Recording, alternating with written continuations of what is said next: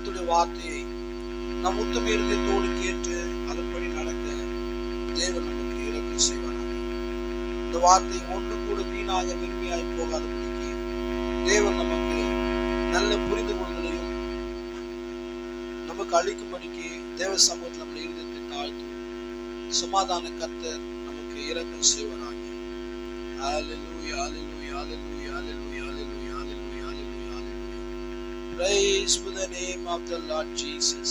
கர்த்தர் நல்லவர், அவருடைய கிருபை என்றென்றும் மகத்தானதாக இருக்கிறது. ஹல்லேலூயா, ஹல்லேலூயா, ஹல்லேலூயா, ஹல்லேலூயா, ஹல்லேலூயா, ஹல்லேலூயா. Amen, amen, amen, amen. Praise to the name of the Lord Jesus. Hallelujah, hallelujah, hallelujah. ஆண்டவரே உமக்கு நன்றி, நன்றி, நன்றி, நன்றி, நன்றி, நன்றி, நன்றி. கர்த்தாவே உம்முடைய இரக்கம் பெரிது, உம்முடைய அன்பு பெரிது, உம்முடைய தயவு பெரிதானது. இம்மட்டுமாக நீர் செய்த எல்லா நன்மையான காரியங்களுக்காக நாங்கள் உமக்கு நன்றி செலுத்துகிறோம், நன்றி செலுத்துகிறோம், நன்றி செலுத்துகிறோம். ஆண்டவரே உடைய இருதயங்களை உம்முடைய சமூகத்திலே தாழ்த்துகிறோம். ஆண்டவரே ஹல்லேலூயா, ஹல்லேலூயா, ஹல்லேலூயா, ஹல்லேலூயா, ஹல்லேலூயா, ஹல்லேலூயா. Praise to the name of the Lord Jesus. Hallelujah. நன்றி ஆண்டவரே. இயேசுவே உம்மை ஸ்தோத்திரிக்கிறோம், ஸ்தோத்திரிக்கிறோம், ஸ்தோத்திரிக்கிறோம், ஸ்தோத்திரிக்கிறோம். கர்த்தாவே உமக்கு நன்றி, நன்றி, நன்றி, நன்றி ஆண்டவரே. கர்த்தாவே இம்மற்ற நீர் பாராட்டின இரக்கங்களுக்காக நன்றி, உம்முடைய கிருபைக்காக நன்றி செலுத்துகிறோம். என் இருதயத்திலே ஆண்டவரே கர்த்தாவே உம்முடைய தெய்வீக ஆவின் பிரசன்னத்தை இந்த வேளையில ஊற்றுகிறார்கள். ஹல்லேலூயா, ஹல்லேலூயா, ஹல்லேலூயா, ஹல்லேலூயா, ஹல்லேலூயா, ஹல்லேலூயா, ஹல்லேலூயா. Praise, praise, praise, praise, praise, praise, praise, praise, praise, praise, praise. Praise to the name of the Lord Jesus. Hallelujah, hallelujah, hallelujah, hallelujah. கர்த்தாவே உமக்கு நன்றி, நன்றி, நன்றி, நன்றி, நன்றி, நன்றி ஆண்டவரே. நன்றி செலுத்துகிறோம், நன்றி செலுத்துகிறோம், நன்றி செலுத்துகிறோம்.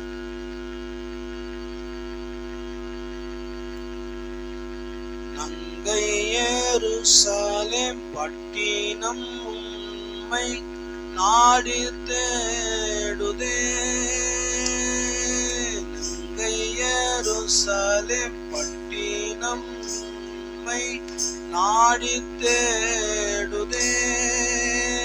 இந்த நானிலத்தில் உள்ள ஜீவராசி எல்லாம் தேடி வாடுதே. இந்த நானிலத்தில் உள்ள ஜீவராசி எல்லாம் தேடி வாடுதே.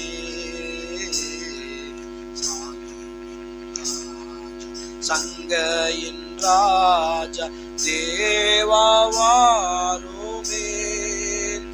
இந்த தாரநீர் வீதினில் ஆளுகை செய்திட சடுதி வாருமே. இந்த தாரணி மீதினில் ஆளுகை செய்திட ஜல்தி வாருமே.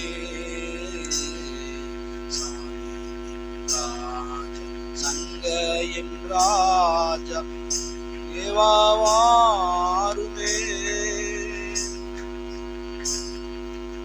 மகா கிருபையும் இரக்கமும் அன்பு நிறைந்த இயேசுவே, இந்த நல்ல உயிர்த்தெழுந்த நாளின் காலவேளைக்காக நன்றி செலுத்துகிறோம்.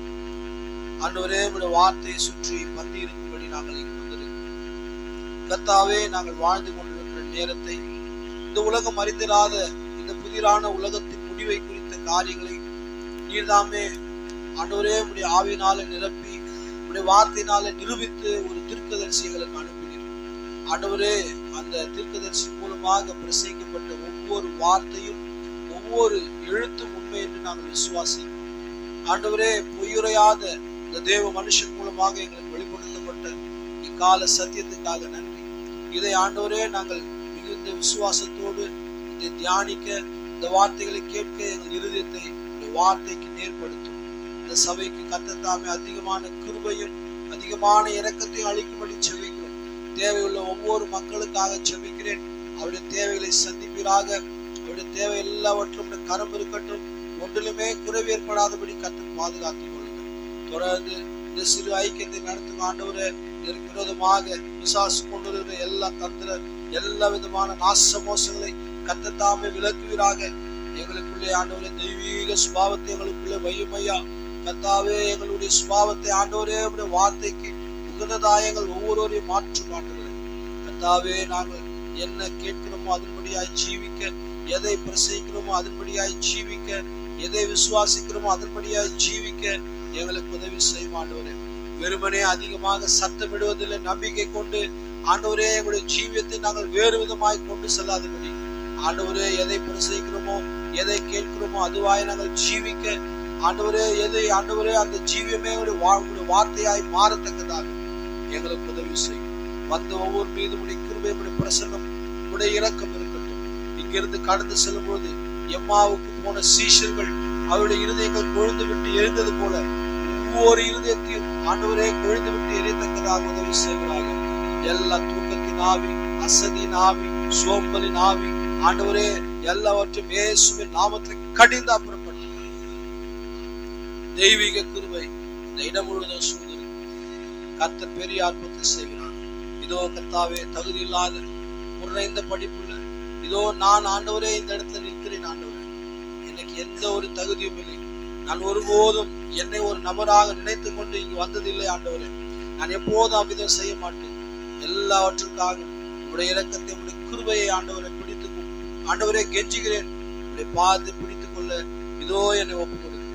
நான் மாத்திரமல்ல, இங்க இருக்கிற ஒவ்வொரு மீதும் உடைய ரத்தம் ஆண்டவரை பூசப்படும். கர்த்தர் பெரிய கிருபைகளை செய்கிறார். வழிநடத்தும் காத்தலும் சகல கணத்திற்கும் மகிமைக்கு துதிக்கு ஸ்தோத்திரத்திற்கும் பாத்திராகி சர்வவல்லமுள்ள கர்த்தராகிய இயேசு கிறிஸ்துவின் விலையேறப்பெற்ற நாமத்திலே நன்றி சொல்லி ஜெபிக்கிறேன். ஆமென், ஆமென், ஆமென், ஆமென். நாம் நின்ற வண்ணமாக பரிசுத்த வேதாகமத்திலிருந்து லேவியர் ஆகமத்தின் புஸ்தகம் 23ஆம் அதிகாரம் 23 சில வசனங்களை நாம் வாசிக்கலாம். கர்த்தர் நமக்கு இரக்கம் செய்வாராக. லேவியர் ஆகமத்தின் புஸ்தகம் 23ஆம் அதிகாரம் 23 சில வசனங்களை வாசிக்கலாம். 157வது பக்கம் பழைய பாட்டு.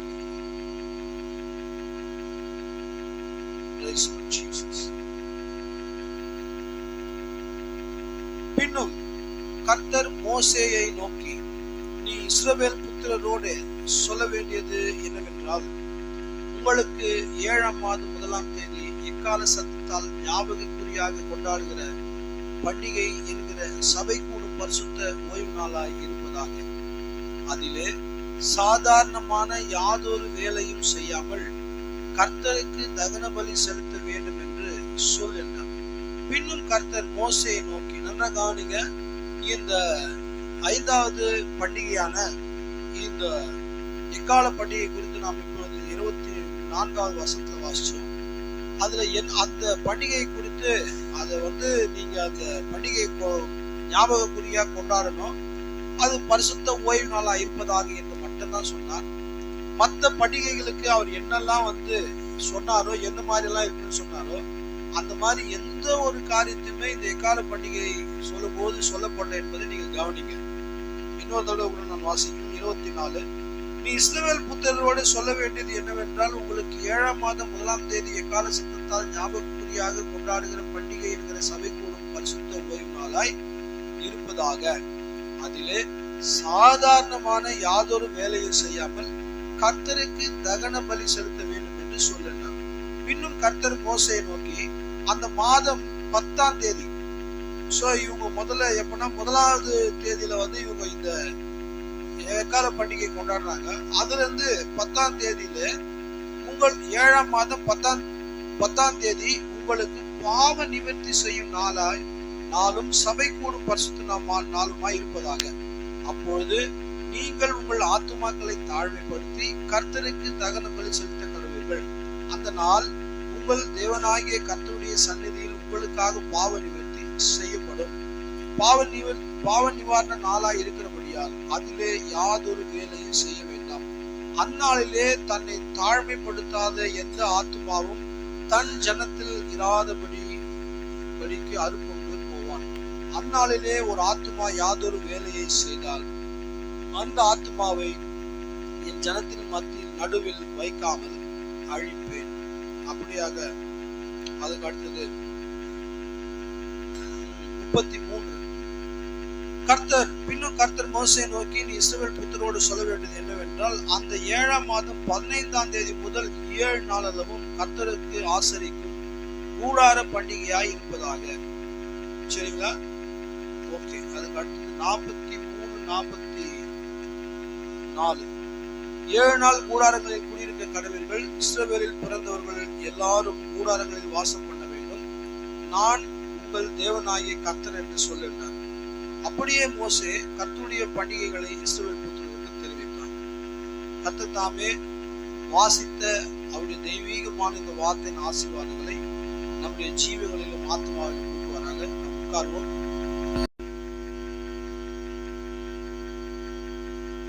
அல்லேலூயா, அல்லேலூயா. கர்த்தருடைய நாமம் மகிமைப்படுவதாக. கடந்த வாரத்துல இந்த 4 பண்டிகைகளை குறித்து நாம் முதலாவது கேட்டோம். எவ்வளவு பேருக்கு அது புரிஞ்சதுங்களா? ஓகே, ரொம்ப நன்றி. கர்த்தருக்கு ஸ்தோத்திரம். இன்றைக்கு அதே ஃபீஸ்ட் ஆஃப் தி ட்ரம்பட்ஸ் என்ற செய்தியை நாம் தியானிக்கலாம். போன வாரத்துல லேவியராகமம் 23, அதுக்கப்புறம் வெளிப்படுத்தின விசேஷம் 8, 9, 10, 11 படிக்க சொன்னேன். எவ்வளவு பேர் படிச்சீங்க? ஓகே, மறந்து போயிட்டீங்களா? ஓகே, கொஞ்சம் பேர், நிறைய பேர் படிச்சீங்க, ஒரு சிலர் மறந்து போயிட்டீங்க. மற்ற வேத பாகங்கள் நீங்க படிச்சிருப்பீங்க. ஓகே, கர்த்தருடைய நாமம் மகிமைப்படுவதாக. இந்த வர வாரங்கள்ல அடுத்த வாரத்துக்கு நாம ரெவலேஷன் வெளிப்படுத்தின விசேஷம் அதுல 7, 8, 9, 10, 11 இந்த 4 அதிகாரங்களை நீங்க ஒரு விஷயம் 2 விஷயம் வாசிங்க. ஆக்சுவலா நாம வந்துட்டு என்ன பிரசங்கிக்க வேண்டும் என்று விரும்புகிறோம் என்றால் 7 எக்காலங்கள். அந்த 7 எக்காலங்களுக்கு முன்னால அந்த இஸ்ரவேலருடைய அந்த பேக்ரவுண்டும் அந்த எக்காலம் எப்படி அவங்களுக்கு கிரியை செய்கிறது என்பதும் நாம கடந்த 2 வாரங்களாக பார்த்தோம். 7 பண்டிகைகள் வேற, 7 எக்காலங்கள் வேற. சரிங்களா? 7 பண்டிகைகளை தான் இஸ்ரவேலர்கள் கொண்டாடினார்கள் பழைய ஏற்பாட்டில. அந்த பண்டிகையினுடைய அது மாதிரியாக இருந்தது. அதனுடைய ஒரிஜினல் நிஜத்தை இன்னைக்கு நாம தியானித்து கொண்டு வருகிறோம். இது முடிந்த பிறகு இனியோட நாம இதை முடிச்சுட்டு அடுத்த வாரமும் அதற்கு அடுத்த வாரமும் நமக்கு 7 எக்காலங்கள். நான் உங்களுக்கு போன வாரமே வாசித்து காமிச்சேங்க. தீர்க்கதரிசி பொல்லாத காலத்தில் தேவன் என்ற செய்தியை பிரசங்கித்த பொழுது அவர் 7 எக்காலம், 7 கலசம், 7 முத்திரை, 7 இடிமுழக்கம், 7 சபை காலங்கள், இது எல்லாவற்றையுமே அவர் ஒன்றாக சேர்த்து ஒரு இடத்துல ஒரு மீட்டிங் வைக்கணும்னு நினைச்சாருங்க. ஆனாலும் அந்த காரியமானது அவருக்கு தேவன் அந்த காரியத்துக்குள்ளாக அவரை எடுத்துக்கொண்டார். ஆனாலும் கூட அவர் செய்ய வேண்டும் என்று நினைத்தாரோ அந்த காரியங்களை தேவன் இந்த நாளிலே நமக்கு நிச்சயமாகவே அதை நம்முடைய பிள்ளைகளுக்கு அவர் அளித்திருக்கிறார். எனவே நாம இந்த காரியங்களை நாம் தொடர்ந்து தியானிக்கலாம். கர்த்தருடைய நாமம் மகிமைப்படுவதாக. சோ அந்த 4 பண்டிகைகளை குறித்து பார்த்தோம். முதலாவது பஸ்கா, பாஸ்ஓவர். அதன் பிறகு புளிப்பில்லாத அப்ப பண்டிகை. பஸ்கா என்பது ஒரு ஆட்டை அடிக்கணும், அதுதான் பஸ்கா பண்டிகை. 2வது புளிப்பில்லாத அப்ப பண்டிகை. 3வது கதிர்கட்டு, விளைச்சலில் விளைந்த கதிர்கட்டை முதல் பலனை எப்படி நம்ம தசமபாகம் தரோம், முதல் பலனை கொண்டு போயிட்டு ஆசாரியன் கிட்ட கொடுக்கணும். ஆசாரியன் அந்த கதிர்கட்டை என்ன பண்ணுவார்னா அது தேவ சமூகத்துல போய் அசைவாட்டுவார். அந்த அசைவாட்டுதலுக்கான ஆசீர்வாதம் அவருடைய முழு வெள்ளாண்மைக்குமே வரும். அவர் என்ன சொல்லுன்னா, ஒரு வரப்பு, ஒரு பெரிய நிலத்துல ஒரு விவசாயம் பண்றாருங்க. ஃபர்ஸ்ட் ஒரு போர்ஷன், ஒரு சின்ன ஒரு இடத்துல விளைஞ்சிருக்குது. அதுல வருதான விளைச்சலை கொண்டு போய் கொடுக்கும்போது அவர் இதுக்கு அப்புறமா எவ்வளவு, அது எத்தனை, ஒரு 5 ஏக்கருக்கோ 10 ஏக்கருக்கோ அவர் விவசாயம் செய்ய போறாங்கன்னா இந்த அசைவாட்டும் பொழுது அந்த அசைவாட்டத்தினுடைய ஆசீர்வாதம் அது முழு நிலத்தின் மேலும் அது வரும். சோ அவங்க என்ன பண்ணுவாங்கன்னா எல்லாருமே அந்த நம்ம செய்யற அறுப்பின் பண்டிகை, சபை ஸ்தாபனங்களை செய்யறாங்க பாருங்க, பிரியாணி வைக்கிறாங்க. எத்தனை பேருக்கு அந்த அனுபவம் இருக்குதுங்க பாத்தீங்களா? எல்லாரும் என்ன பண்ணுவாங்கன்னா 10 ரூபாய் சமோசா 100 ரூபான்னு விற்பாங்க. நல்லாவே இருக்காது. இந்த மாதிரியான காரியங்களை பாருங்க, அவங்க பிசிக்கலாவே, ஏன்னா அவங்களுக்கு மாம்சீகமான சிந்தை. அதுதான் அறுப்பின் பண்டிகை. அவங்க என்ன பண்ணா அறுத்து அந்த விளைச்சலை அறுத்து தேவ சமத்துல கொண்டு வருவாங்க. அதை அசைவாட்டும் போது இவங்களுக்கு பிளஸிங். ஆனா இவங்க என்ன பண்றாங்கன்னா அந்த அறுப்பின் பண்டிகை, சேர்ப்பின் பண்டிகை இதெல்லாம் சொல்லி அவங்க என்ன பண்றாங்கன்னா சபை ஸ்தாபனங்கள்ல அதை வேறு விதமா செய்யறாங்க. ஆனா உண்மையிலே அந்த அந்த அசைவாட்டு பண்டிகை கிறிஸ்து இயேசுவின் உயிர்த்தெழுதலை, அதுதான் அதனுடைய ரியலாக இருந்தது. அதன் பிறகு அதுல இருந்து முதலாவது இயேசு கிறிஸ்து பலியாக அடிக்கப்பட்டார். அவர் தாமே பலியாக அடிக்கப்பட்ட அவர் சுத்தமான, புளிப்பில்லாத, சுத்தமான தூய வார்த்தைகளை கொண்டு வந்தார். அவருடைய வார்த்தை தான் அப்பமாக இருக்கிறது. மனுஷன் அப்பத்தினால மாத்திரமல்ல, கர்த்தருடைய வாயிலிருந்து புறப்படுகிற ஒவ்வொரு வார்த்தையினாலும் பிழைப்பான் என்று சொன்னார். சோ அவர்தான் அந்த புளிப்பில்லாத அப்ப பண்டிகை, அவர்தான் அந்த அசைவாட்டு பண்டிகை. அசைவாட்டு பண்டிகையில கரெக்டா 7 சாபத், 7 ஓய்வு நாள். நம்ம மொழியில சொல்லணும்னா 7 சனிக்கிழமை. 7 சனிக்கிழமை, 7 7 into 7 equal to 49. 49 நாள் கழிச்சு அடுத்து ஒரு நாள் வரும். அதுதான் 50வது நாள். அதுதான் வாரங்களின் பண்டிகை என்றும், யூபிலி பண்டிகை என்றும், பெந்தெகோஸ்தே பண்டிகை என்றும் அழைக்கப்பட்டது. சோ பெந்தெகோஸ்தே என்றாலே 50, ஜூபிலி என்றால் 50. இந்த 50வது நாள்ல என்ன பண்ணுவாங்கன்னா அவங்க ஒரு பண்டிகை கொண்டாடுவாங்க. அந்த பண்டிகை தான் கர்த்தராகிய இயேசு கிறிஸ்து அவர் மரித்து 3ஆம் நாள்ல உயிர்த்தெழுந்ததுல இருந்து 40 நாள் காணப்பட்டார். அப்போஸ்தலர் 1ல சொல்லப்படுது 40 நாள் அளவு காணப்பட்டு அவர் பரலோகத்துக்கு ஏறி போகும்போது, பிதா உங்களுக்கு வாக்குத்தத்தம் பண்ணினதை நிறைவேறும் அளவும் உங்களுக்கு வாழ்க்கை நிறைவேறும், நீங்க எருசலேம்ல காத்திருங்கன்னு சொன்னார். இவங்க போயிட்டு அந்த 10 நாள் அங்க காத்திருந்தாங்க. 10வது நாளிலே, இட் மீன்ஸ் 50வது நாளிலே பரிசுத்த ஆவியானவர் இடிமுழக்கம் போன்ற சத்தமாக அப்போஸ்தலர் 2ஆம் அதிகாரத்துல ஒவ்வொரு மேலும் வந்தார். சரிங்களா? இதுதான் முதல் 4 பண்டிகை. இது நல்லா தெளிவா விளங்குச்சுங்களா? உங்களுக்கு புரியுதுங்களா? இயேசுதான் பஸ்கா, அவர்தான் பஸ்காவாக அடிக்கப்பட்டார். அவர்தான் புளிப்பில்லாத அப்பம் என்று தேவனுடைய வார்த்தை, கலப்படம் இல்லாத தூய வார்த்தை அவர்தான். இன்னைக்கு நமக்கு என்ன வார்த்தை கொடுத்திருக்காருங்க? கலப்படம் இல்லாத. எல்லா சபை ஸ்தாபனங்கள் போனாலும் கலப்படம் இருக்குது. ஞானசாந்த கலப்படம் பண்றாங்க, வர்ஷிப்ப கலப்படம் பண்றாங்க, ஆராதனைய விக்கிரகங்களை வணங்குறாங்க, எல்லாத்துலயும் கலப்படம் இருக்குது. தேவனுடைய வார்த்தை கலப்படமே இல்லாத தூய வார்த்தையை கொடுத்து தூய மனவாட்டியை தேவன் அழைக்கிறார். அவர்தான் உயிர்த்தெழுதல் முதலாவது கதிர்கட்டு. அவர் ஒருத்தரை பாருங்க புதைச்சாங்க. முதல்ல எப்படி விதையை புதைக்கிறோமோ அது போல அவர் புதைச்சாங்க. புதைச்ச உடனே 3rd டேல அவர் மெச்சூரிட்டிக்கு வந்துட்டாரு. அதே போல நம்ம ஒரு நாள் புதைச்சாலும், இதோ உங்களுக்கு ஒரு ரகசியத்தை அறிவிக்கிறேன். என்ன சொன்னாருங்க? 15வது அதிகாரம் 1 கொரிந்தியர்ல, நாம் எல்லாரும் விதைக்கப்படுகிறோம். நிச்சயமாக நமக்கு ஒரு ரிசரக்ஷன் உண்டு. ஏனென்றால் நம்முடைய கர்த்தராகிய இயேசு கிறிஸ்து நமக்காக உயிர்த்தெழுந்தார். அவர்தான் உயிர்த்தெழுதல் முதலாவது கதிர்கட்டு. அதுல இருந்து 50வது நாள் ஹோலி கோஸ்ட், பரிசுத்த ஆவியானவர் வந்தார்.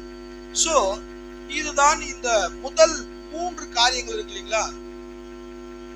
என்னன்னா அவருடைய பஸ்கா, புளிப்பில்லாத அப்ப பண்டிகை, அதன் பிறகு வேற என்ன பண்டிகை? கதிர்கட்டு, அசைவாட்டு பண்டிகை. இந்த 3மே அவருடைய மரணம், அடக்கம், உயிர்த்தெழுதலை அடையாளப்படுத்துகிறது. சரிங்களா? அதன் பிறகு பாருங்க 7 அதுல இருந்து அவங்களுக்கு 7 வாரங்கள் கழித்து அவங்களுக்கு பெந்தெகோஸ்து பண்டிகை. சரிங்களா? அந்த 7 வாரங்களுக்கு அப்புறம் பெந்தெகோஸ்து பண்டிகை.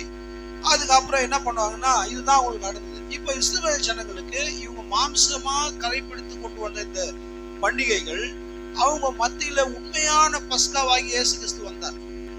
அவங்களுக்கு உண்மையான பஸ்காவாகிய கர்த்தராகிய இயேசு கிறிஸ்து வந்தார். அந்த உண்மையான பாருங்க பண்டிகைகளை கொண்டாடுறவங்க பஸ்கா ஒரிஜினலா வரும்போது பஸ்கா விட்டாங்க. சரிங்களா? பாருங்க அந்த ஆட்டை அவர்கள் விட்டார்கள். கலப்படம் இல்லாத தூய வார்த்தை அவள் மத்தியில பிரசங்கிக்கும் போது அந்த வார்த்தையை சந்தேகப்பட்டு அவர்கள் அதை விட்டு விட்டார்கள். ஏனென்றால் அவர்கள் பார்க்க கூடாதபடிக்கு அவருடைய கண்கள் கூடாயிருந்தது. சரிங்களா? அவர்களால அவர்தான் மேசியா என்று உணர்ந்து கொள்ள முடியல. அதனால என்ன பண்ணார்னா, அந்த பெந்தேகோஸ்தே பண்டிகைக்கு அப்புறமா அவர்கள் அதை ரிஜெக்ட் பண்ணதுனால, தேவனுடைய வார்த்தை அவர்கள் புறக்கணித்ததுனால, அவர்கள் அதை விட்டதுபடினால கடந்த 7 சபை காலங்களாக அவர்கள் எல்லா இடங்களிலும் சிதறடிக்கப்பட்டார்கள். பெந்தேகோஸ்தே பண்டிகை வந்தது இல்லைங்களா? அந்த பெந்தேகோஸ்தே பண்டிகைக்கு பிறகு அவர்கள் பாருங்க, தேவன் அவர்களோடு இடைப்படுவதில்லை. 7 சபை காலங்களாக தேவன் அவர்களோடு இடைப்படுவதை விட்டுவிட்டார். ஏன்னா அவர்கள் சிலுவையில் அறையும் போது அவ்விதமான ஒரு பிரதியுத்தரத்தை அவர்கள் சொன்னார்கள். மத்தேயு 27ஆம் அதிகாரம் 24, 25 2 வசனங்கள் வாசிப்போம். Matthew chapter 27, 24 and 25 verses.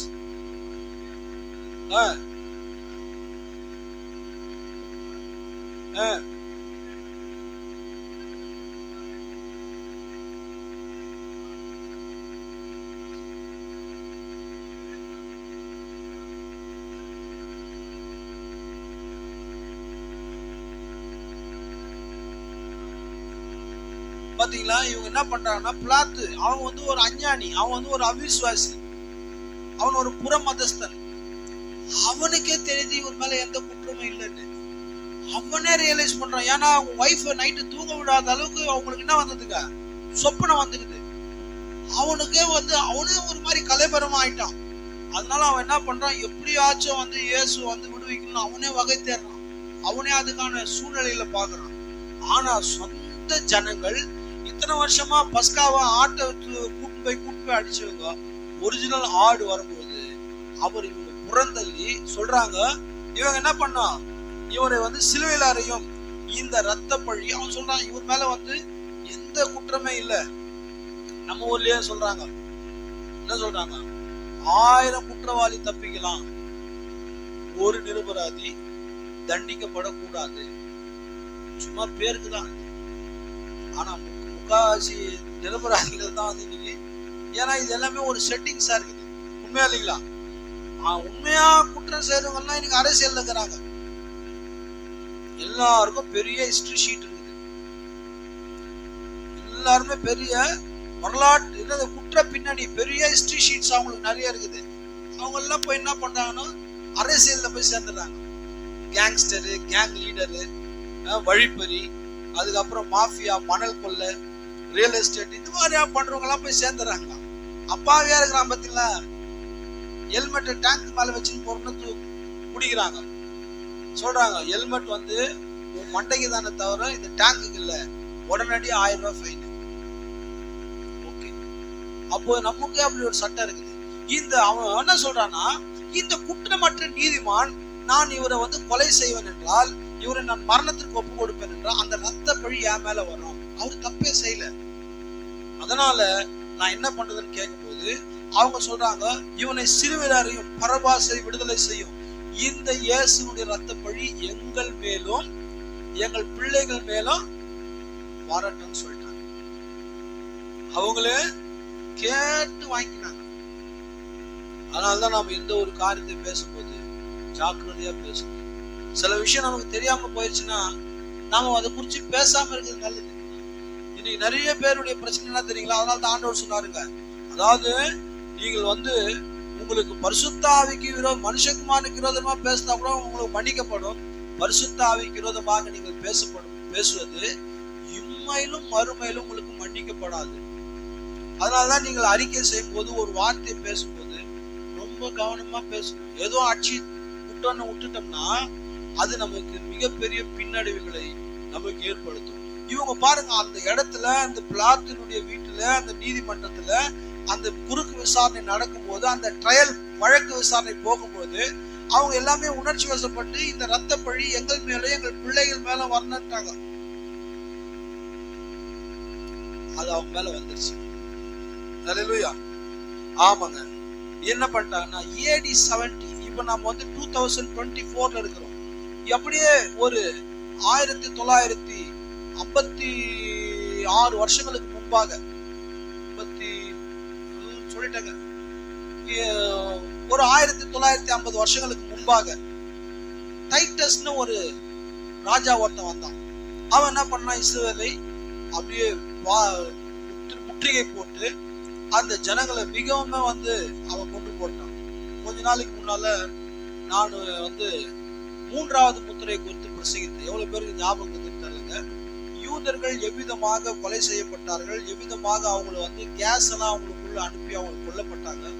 அவங்களை ஷூட்டிங்காக, பிராக்டிஸ்க்காக யூதர்களை எவ்விதமாக ஹிட்லர், எய்க்மன் இந்த மாதிரி ஆட்கள் கொண்டாங்கன்னா நான் பிரசங்கிச்சேங்க. அவங்க என்ன பண்ணா, ஒரு நல்ல பெரிய கண்டெய்னர் எடுத்து, ஒரு கண்டெய்னர்ல ஒரு 100, 1000, ஒரு 500 பேரை வைக்கக்கூடிய கண்டெய்னர்ல 3000, 5000 பேரை உள்ள தள்ளி அந்த இரும்பு கண்டெய்னர்ல நல்ல வெயில்ல வச்சுட்டாங்க. எப்படி இருக்க தெரியுங்களா? அவ்வளவு கொடூரமான முறையில யூதர்கள் கொல்லப்பட்டார்கள். மை மெயின் காம்ப் அப்படின்னு ஒரு புஸ்தகத்தை ஹிட்லர் எழுதியிருக்காங்க. அதுல அவரு ரொம்ப நீதியானவரா எழுதியிருக்காரு. மை மெயின் காம்ப், அது ஜெர்மன் வேர்டு, என்னுடைய சுயசரிதை. அது இங்கிலீஷ்லயும் இருக்கு, தமிழ்லயும் அந்த புஸ்தகம் பப்ளிஷ் ஆயிருக்குது. ஓகே, இப்போ இந்த சர்வாதிகாரிகள்னால, இந்த டிக்டேட்டர்ஸ்னால இவங்க என்ன பாருங்க, அன்னைக்கு அந்த தீர்த்தராயம் வந்தான், கிங் டைட்டஸ் அவன் இவர்ல எல்லாரையும் சிதறடிச்சுட்டான், அநேகரை படுகொலை செஞ்சான். அநேகரை பாருங்க, இவங்களோட பிகினிங்க படுகொலையில தான் ஆரம்பிச்சது. அவங்கள மிக மோசமா செஞ்சான். என்ன பண்ணிட்டான்னா, அந்த ஊரை, அதாவது நேருக்கு நேரம் சண்டை போடல, எல்லாம் அந்த பட்டணங்களுக்கெல்லாம் 4 கேட் இருக்கும். அந்த 4 கேட்ல தான் இம்போர்ட் எக்ஸ்போர்ட் நடக்குங்க. உள்ள போறது, வெளியே வருது, வியாபாரம் எல்லாம் நடக்கும். இவன் என்ன பண்ணா, 4 கேட்லயுமே கொண்டாந்து ஆளுங்களை போட்டான், ஆர்மி இறக்கிட்டான்.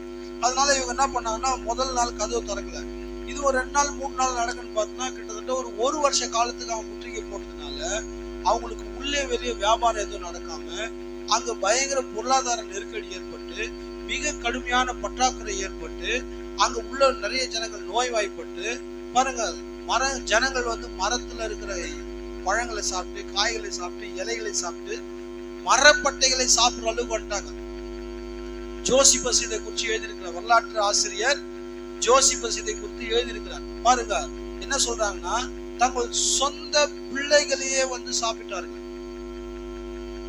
யூதர்கள் என்ன பண்ணாங்க, வேற வழி இல்லை, பழைய ஏற்பாடு நடந்தது இல்ல, எலிசாவுடைய நாட்கள்ல சொந்த பிள்ளைய, இன்னைக்கு உன் பிள்ளைய சாப்பிடுற, நாளைக்கு என் பிள்ளைய சாப்பிடுறேன்னு சொல்லிட்டு அவங்க செஞ்சாங்க. ஏன் தெரியுமா? அவங்க சொன்ன வார்த்தை.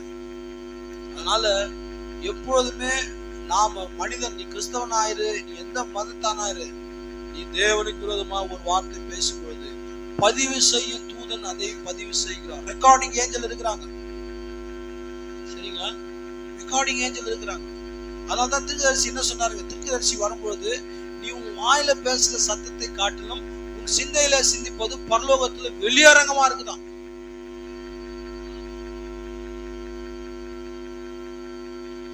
நான் சிந்திக்கிறேன், சும்மா சிந்திக்கிறேன், அப்படியே பாக்குறேன், ஆபிரகாம் கீழே வந்தா நல்லா இருக்கும் அப்படின்னு நான் சிந்திக்கிறேன். மைண்ட் வாய்ஸ் மேல என்ன கேக்குது? எல்லாம் பரிசுத்தவான்கள் முன்னையில என் மைண்ட் வாய்ஸ் கேக்குது, ஆபிரகாம் கீழே விழுந்தா நல்லா இருக்கும். எப்படி இருக்கு மேல கேக்குறவங்களுக்கு? உன்னை நல்லவன்லாம் நினைச்சுக்கிறேன். நாங்க சொன்னாரு, உன்னுடைய சத்தத்தை காட்டிலும் உன்னுடைய சிந்தை, மைண்ட் வாய்ஸ். அதை பாரு, இன்னைக்கு எத்தனை மைண்ட் வாய்ஸ்ன்றாங்க இன்னைக்கு சினிமால. மைண்ட் வாய்ஸ் கேக்குதுன்றாங்க. மைண்ட் வாய்ஸ் அப்படியே மேல பிரதிபலிக்குதான், எக்கோவா கேக்குது. அப்ப என்ன நினைப்பாரு கர்த்தர் என்ன பார்க்கும்போது, நீ எல்லாம் ஒரு சகோதரன் பார்த்தா எப்படி எல்லாம் நீ சிந்திக்கிற. அப்ப பாத்தீங்கன்னா, அதனாலதான் நமக்கு திங்கிங் மேன் ஃபில்டர், சிந்திக்கும் மனிதனின் வடிகட்டி பொருளை கொண்டு வந்தார். தேவனுடைய வார்த்தை தான் உங்களுடைய சிந்திக்கும் மனிதனுடைய வடிகட்டி. அல்லேலூயா. ஒருவேளை உங்களுடைய சிந்தையில தேவையில்லாத எண்ணங்கள், தேவையில்லாத நினைவுகள்லாம் உங்களுக்கு வரும் பொழுது நீங்க என்ன ஜெபம் பண்ணுன்னா, பாருங்க, நமக்கு சரீரத்துல 5 புலன்கள், பார்த்தல், கேட்டல், ருசித்தல், முகர்தல், உணர்தல். இந்த 5 புலன்கள் மாதிரி ஆவில 5 புலன்கள் இருக்குது, சரிங்களா? கற்பனை, இமேஜினேஷன், ஞாபகம், மெமரி, அஃபெக்ஷன், ரீசனிங்ஸ், மனசாட்சி, 5 புலன் இருக்குது. இந்த 5 புலன்ல உங்களுடைய கற்பனை என்கிறதான புலனையும் உங்களுடைய ஞாபகம் என்கிற புலனையும் இமேஜினேஷன், மெமரி, இது ரெண்டுத்தையுமே நீங்க ரத்தத்தை டெய்லி ஒப்பு கொடுத்து ஜெபம் பண்ணா மட்டும்தான். டெய்லி ரத்தத்துல ஒப்பு கொடுக்கணும். ஏன்னா அது கட்டுப்பாடு இல்லாதது, எங்க ஒன்னா சுத்தம். அதனால நாம அப்படியாக அதை ஒப்பு கொடுக்கும் போதுதான் நம்மளுடைய இருதயமும் சிந்தையும் ஒருமனப்படும். இப்ப பாருங்க, இந்த சொந்த பிள்ளைகளையே சாப்பிடுறதான அந்த கனிபல்ஸ் அதை குறிச்சு சொல்றாங்க, பிள்ளைகளை சாப்பிடுவது. இதெல்லாம் அவங்க செஞ்சாங்க. அப்புறமா என்ன பண்ணான்னா, அவன் உள்ள படையெடுக்கும் போது 1 வருஷமா இருந்தாங்க, எல்லாம் நோஞ்சானா ஆயிட்டாங்க. அவன் பார்த்தான் இவங்க இப்படிதான் அழிக்கணும், முற்றுகை போட்டான். கேப்டிவிட்டி சுற்றி நிறுத்திட்டான். போட்ட உடனே இவங்களால ஒண்ணுமே பண்ண முடியல, உள்ள இருந்து வாங்க முடியல, உள்ள போக முடியல, எல்லாமே விவசாயம் பண்ண முடியல. விலைவாசி அதிகமாயிடுச்சுங்க. ஒரு டீ கடையில ஒரு டீ இப்போ இருக்கிற நிலைக்கு 2500 ரூபாய் வித்துக்குது. யார் வாங்கி குடிப்பா? ஹோட்டல்ல சாப்பாடு 10,000 ரூபாய் வித்துக்குது. விதமான ஒரு கற்பனைக்காக சொல்றாங்க, ஒரு புரிந்து கொள்வதற்காக. இப்படிப்பட்டதான ஒரு சூழ்நிலையில அவர்களை கடைசியா போயிட்டு அவன் படையெடுக்கும் போது அவங்க எல்லாரும் சிதறி ஓடிட்டாங்க. அதைத்தான் இயேசு சொன்னார், நீங்கள் ஓடி போவது மாரி காலத்தில் இராதபடிக்கு வேண்டிக் கொள்ளுங்கள். ஏன்னா யூதேயா முழுவதும் மலை. சரிங்களா? மழை காலத்துல பாருங்க, வயநாட்டுல என்னாச்சுங்க, மண்ணே சரியுது. மலையில ஏறவே முடியாது. சொல்றாரு, என் பேச்சதான் கேட்கல, இதுக்காச்சும் ஜெபம் பண்ணிக்கோ. கேட்கலையோ கேட்கலையோ, இதுக்காச்சும் ஜெபம் பண்ணிட்டு ஓடி போறது. தீர்த்தராயம் வரும்போது ஓடுறது. மாரி காலம், மழை காலமா இருக்காதபடி ஓடி வேண்டிக்கோ. ஸ்லோவா தான் ஓட முடியும், அப்படியே வழிக்கு விட்டுரும். இவ்வளவு காரியங்களை தேவன் அந்த ஜனங்களுக்கு சொல்லி கூட அவர்கள் கேட்காதபடினாலே தேவன் அவர்களை எல்லா இடங்களுக்கும் அவங்க சிதறி, பூமியினுடைய எல்லா வகையிலும் எல்லா தேசத்திற்கும் அவங்க போய் சிதறி போயிட்டாங்க. அல்லேலூயா. ஆனா திரும்பவுமாக இஸ்ரவேலர்கள் ஒன்று கூடுவார்கள் என்று தேவன் ஏற்கனவே ப்ராமிஸ் பண்ணிட்டாங்க. சரிங்களா? வாசிப்போம். ஏசாயா 66:8.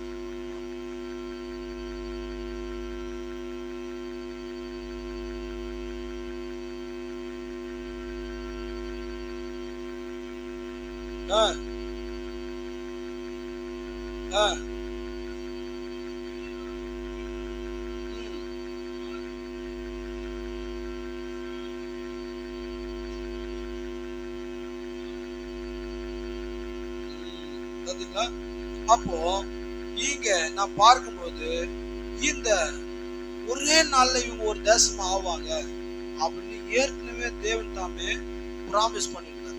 சரிங்களா? உண்மையிலே அவர்கள் ஒரே பாருங்க சொல்ற, ஒரு நாளிலே ஒரு தேசம் பிறக்குமா, ஒரு பிள்ளை பேர் உண்டாகுமா. ஆனாலும் சீயோன் இஸ்ரவேலர் அவ்விதமாக ஒன்று சேர்வார்கள் என்று கர்த்தர் தாமே ஏசாயா தீர்க்கதரிசி மூலம் முன்பாகவே ப்ராமிஸ் வச்சாரு. சரிங்களா? ஒரே நாள்ல ஒரு தேசம் பிறக்கும், ஒரு நாள்ல. ஓகே, ஒரு மேற்கொள்ளை வாசிக்கிறேன். தீர்க்கதரிசி சொல்லுங்க. ஏசாயா 66ஆம் அதிகாரத்தை எடுத்துக்கொள்வோம். ஏசாயா 66ஆம் அதிகாரம் அங்கே சற்று நேரம் வாசித்து இஸ்ரவேலர் ரட்சிக்கப்படுதலை குறித்து தேவன் என்ன கூறுகிறார் என்பதை காண்போமாக. தீர்க்கதரிசி சொல்றாரு, இந்த 66ஆம் அதிகாரத்தை வாசிச்சு இஸ்ரவேலருடைய ரட்சிப்பை குறித்து தேவன் என்ன சொல்கிறார், இஸ்ரவேலை ரட்சிப்பதற்கு இன்னும் எவ்வளவு காலம் ஆகும் என்பதை குறித்து தேவன் என்ன சொல்கிறார் என்பதை காண்போமாக.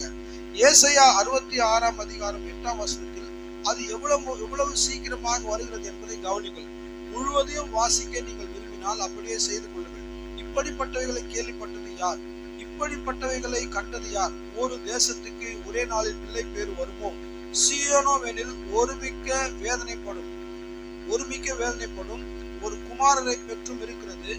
ஏசாயா 66:8 சீயோனானவள் அது அவளுடைய மேசியாதான் என்பதை கண்டுகொண்ட உடனேயே ஒரே நாளில் அவள் மறுபடியும் பிறந்து விடுகிறாள். அந்த மேசியான்னு கண்டுக்கிறதுக்கு அப்புறம் எவ்வளவு நாள் தேவையில்லை அவங்களுக்கு? பல நாட்கள் தேவையில்லை, ஒரே நாள் போதுங்கிறாங்க. பாவங்களுக்காகவும் அக்கிரமங்களுக்காகவும் அசுத்தத்திற்காகவும் பிராயச்சித்தம் செய்து நிவர்த்தி செய்யப்படும். என்ன புல்லங்கானதை குற்றமானதை அவர்கள் செய்தார்கள். அவருடைய அக்கிரமம் நிவர்த்தி செய்யப்படுதல் அவர்களுக்கு கிடைக்கும். அவருடைய அக்கிரமம் நிவர்த்தி செய்யப்படும் என்று தானியேலை கேப்ரியல் சந்தித்ததன் 6 விதமான நோக்கங்கள், 6 பர்பஸ்க்காக வந்து தானியேல் தீர்க்கதரிசியை கேப்ரியல் வந்து சந்திக்கிறார். அந்த செய்தியில தீர்க்கதரிசி சொல்றாரு. அப்போ இன்னைக்கு இவங்க எல்லா உலகம் முழுவதும் சிதறடிக்கப்பட்டாங்க. எப்பங்க இந்த 4 பண்டிகைகள் முடிந்தது. அது முடிந்த பிறகு சில நாட்கள் கழித்து கிட்டத்தட்ட ஒரு 40 வருஷம் ஒரு 35 வருஷம் டியூரேஷன் பெந்தெகோஸ்தே பண்டிகை முடிஞ்சதுக்கு அப்புறம் ஒரு 35 வருஷ காலம் கழித்து அந்த தீத்துராயன் வந்து AD 70 அந்த இடங்கள் எல்லாம் அவன் முற்றுகை போட்டு எல்லாரையும் சுத்தி அவங்க ஊரெல்லாம் அவங்களை சிதறடிச்சுட்டான். அதனால இவங்க எல்லா தேசங்களுக்கும் போயிட்டு சிதறி போயிட்டாங்க. சரிங்களா? இப்போ ஃபீஸ்ட் ஆஃப் த ட்ரம்பட் அப்படி என்னன்னா 4 பண்டிகை முடிஞ்சிச்சு. 5வது பண்டிகையான எக்கால பண்டிகை உலகம் முழுவதும் சிதறி இருக்கிற யூதர்களை மீண்டுமாக அவருடைய தேசத்துக்கு ஒன்று சேர்க்க கூட்டுவதுதான் இந்த எக்கால பண்டிகை. சரிங்களா? 4 பண்டிகைகள் அவங்களுக்கு வந்து முடிந்ததுங்க. 5வது பண்டிகை இவங்க எல்லாருமே பாருங்க, பெந்தெகோஸ்தே பண்டிகை முடிஞ்சு அவங்க அப்பவும் ஏத்துக்கல, பரிசுத்த ஆவியை பெற்ற போது இவங்க எல்லாம் கேலி எல்லாம் செஞ்சாங்க. அதெல்லாம் முடிந்து தீத்துராயன் வந்து உலகம் முழுவதும் இவங்க சிதறடிக்கப்பட்ட பிறகு இவங்க மீண்டுமாக ஒரே நாள்ல பிறப்பார்கள் என்று சொல்லப்பட்டது. அந்த பிறப்பித்தலுக்காக ஒன்று கூடுதலுக்காக தேவன் தாமே உபயோகித்ததான ஒரு ஒரு அவங்களுக்கு தேவன் கொடுத்த பண்டிகை தான் இந்த எக்கால பண்டிகை. சரிங்களா? இந்த எக்கால பண்டிகை 7ஆம் மாதம் 1ஆம் தேதி நீங்கள் வந்து உங்களுடைய சொந்த தேசத்துல நீங்கள் 1ஆம் வசனத்தை ஒருத்தர் வாசிக்கலாமா? 7:24 இது 23:24.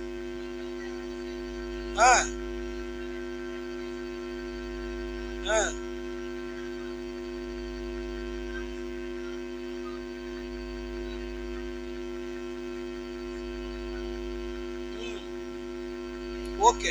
சோ இப்ப பாத்தீங்கன்னா இதுக்கு முன்னால இவங்க இந்த கதிர்கட்டை வந்துட்டு அவங்க வந்து 1ஆம் மாதத்துல அனுசரிக்கிறாங்க. எப்ப அனுசரிச்சாங்க? இந்த பண்டிகைகள் எல்லாமே 1ஆம் மாதத்துல இவங்க அனுசரிச்சாங்க. இவங்க இந்த பெந்தெகோஸ்தே பண்டிகை அனுசரிச்சபடி இவங்க மீண்டுமா வீடுகளுக்கு போயிடலாம் பழைய ஏற்பாட்டுல. சரிங்களா? புரிஞ்சா இல்லைங்களா? பெந்தெகோஸ்தே பண்டிகை முடிஞ்சதுக்கு அப்புறம் இவங்களுக்கு நடுவுல வந்து கிட்டத்தட்ட 6 மாதம் 7 மாத கால இடைவெளி, நோ ஃபெஸ்டிவல். அவங்கவுங்க வேலைக்கு போயிடுவாங்க. இப்ப நமக்கு என்ன கிறிஸ்டியன்ஸுக்கு வந்து ஈஸ்டர் வருது, மார்ச் மாதம் ஈஸ்டர் வந்தா அதுக்கு அடுத்து திருப்பி அவங்க என்ன பண்டிகை? கிறிஸ்துமஸ் தான். புரியுதா இல்லைங்களா? அந்த மாதிரி தான் ஈஸ்டர் எப்போ வருதுங்க? மார்ச் ஏப்ரல்ல வருதுங்க. அதுக்கப்புறம் பாத்தீங்கன்னா கிட்டத்தட்ட இவங்களுக்கு 8 மாத காலம் வந்து நடுவுல வந்து நோ ஃபெஸ்டிவல். இந்துக்களுக்கு பொங்கல் வந்ததுன்னா அதுக்கு அடுத்ததுங்க 7-8 மாத காலத்துக்கு நோ ஃபெஸ்டிவல். தீபாவளி தான் அவங்களுக்கு ஃபெஸ்டிவல். அதே போலதான் இந்த 4வது பண்டிகை இவங்க கொண்டாடின போது, பழைய ஏற்பாட்டுல கொண்டாடின போது, அதுக்கு அப்புறமா அவங்களுக்கு 7 மாசத்துக்கு நோ ஃபெஸ்டிவல். வேலைக்கு போயிடுவாங்க, பல இடங்களுக்கு போவாங்க. அப்படி போயிருக்கிற மக்களை அந்த குறிப்பிட்ட நாளில் எக்காலங்களை ஊதும் போது அவங்க எல்லாரும் ஒன்று கூடுவாங்க. மீண்டுமா சபைக்கு அவங்க இடத்துக்கு வரணும். ஒருவேளை அவர் சிரியாவுக்கு போயிருக்கலாம், ஒருவேளை வந்து அவர் லெபனானுக்கு போயிருக்கலாம், ஒருவேளை வந்துட்டு அவர் வந்து பக்கத்துல இருக்கிற ஜோர்டானுக்கு போயிருக்கலாம், வேலை நிமித்தமாக ஏதோ ஒண்ணு போயிருக்கலாம். சோ இந்த பர்டிகுலரா இந்த எக்கால பண்டிகை வரும் பொழுது அவங்க எல்லாருமே அவங்களுடைய சொந்த தேசத்துக்கு வர வேண்டியது அவங்களுடைய ஒரு அந்த பண்டிகையினுடைய வழக்கமா இருந்தது. நம்ம ஊர்ல கூட என்ன பண்ணாங்கன்னா ஊர் திருவிழாட்டு நம்ம ஊர் ஆளுங்கெல்லாம் ஊருக்கு போயிடுவாங்க, கிடா வெட்டுறாங்க. சரிங்களா? அந்த மாதிரி பாருங்க, எல்லாமே வந்துட்டு அங்க யூதர்கள் அந்த விதமான முறைமைகளை செய்திருக்காங்க. இப்ப இப்படி இருக்கும் போது எல்லா இடங்களிலும் பிரிந்திருந்த இவர்களை மீண்டுமாக அதே இடத்துக்கு கொண்டு சேர்ப்பதுதான் இந்த எக்கால பண்டிகையாக இருந்தது. அல்லேலூயா. இப்போ 7ஆம் மாதம் 1ஆம் தேதி இவங்க வந்து கூடணும், தேசத்துக்கு வரணும். அதுல இருந்து 10 நாள் என்ன நடக்குதுன்னே சொல்லல. அவங்க வந்து கூடணும். பழைய ஏற்பாட்டிலே அவங்களுக்கு அதை பத்தி எதுவுமே சொல்லப்படல. 7ஆம் மாதம் 10ஆம் தேதி ஆத்துமாக்களை தாழ்மைப்படுத்தி தகன பலி செலுத்தணும். அதுதான் அவங்களுக்கு பாவ நிவர்த்தி பண்டிகை. 7ஆம் மாசம் 1ஆம் தேதி அவங்க வந்து லேண்டுக்கு வந்துடணும், திருவிழாவுக்கு வந்துடணும், பண்டிகைக்கு வந்துடணும். ஆனா இந்த 1ல இருந்து 9ஆம் தேதி வரைக்கும் என்ன நடக்குதுன்னு சொல்லப்படல. 10ஆம் தேதி 7ஆம் மாசம் 10ஆம் தேதி அவங்களுக்கு இந்த ஃபீஸ்ட் ஆஃப் தி அட்டோன்மெண்ட், பாவ நிவர்த்தி பண்டிகை. இந்த 7 மாசத்துல என்னெல்லாம் செஞ்சாங்க, எங்கெல்லாம் போயிருந்தாங்க, என்ன மாதிரியான கிரியைகள்லாம் செஞ்சாங்க, இதெல்லாவற்றுக்காகவும் அவருடைய எல்லா காரியங்களுக்காகவும் பாவ நிவர்த்தி செய்வதற்காக இந்த பண்டிகைகளை தேவன் அவருக்கு கொடுத்தார். சரிங்களா? சோ இந்த இந்த பாவ நிவர்த்தி செய்த பிறகு 10ஆம் தேதி செஞ்சா 15ஆம் தேதி அவங்களுக்கு இன்னொரு பண்டிகை வருது. அந்த பண்டிகை என்னன்னா, அது வந்து ஃபீஸ்ட் ஆஃப் தி டேபர்னாக்கிள், கூடார பண்டிகை. சரிங்களா? சோ இவங்க வந்து 7 மாசம் கழிச்சு திரும்பி ஒண்ணு சேரணும். அதுதான் எக்கால பண்டிகை. ஒண்ணு சேர்ந்த இவர்கள் 10 நாள் வரைக்கும் அங்க இருந்து 6வது பண்டிகையை கொண்டாடணும். அதுதான் பாவ நிவர்த்தி பண்டிகை. அவங்க செஞ்ச அக்கிரமங்கள், பாவங்கள், மீறுதல்கள், அதான் நம்ம வாசிச்சு பாத்தீங்களா? அவங்களுடைய எல்லா அக்கிரமங்களும் வாசிச்சு பாருங்க. 66:8 எல்லாத்தையும் தேவன் மன்னிப்பார். எல்லாவற்றுமே அவங்களுக்கு மன்னிக்கப்படும். 7வது பண்டிகை அவர்கள் அங்க பாருங்க, அவங்களுடைய சொந்த கூடாரங்கள்ல தங்கியிருந்து அந்த பண்டிகையை அவர்கள் கொண்டாடுவார்கள். இதுதாங்க நடந்தது. இப்போ இந்த சிதறடிக்கப்பட்ட மக்கள் 1900 வருஷ காலம், புரியுதா இல்லைங்களா?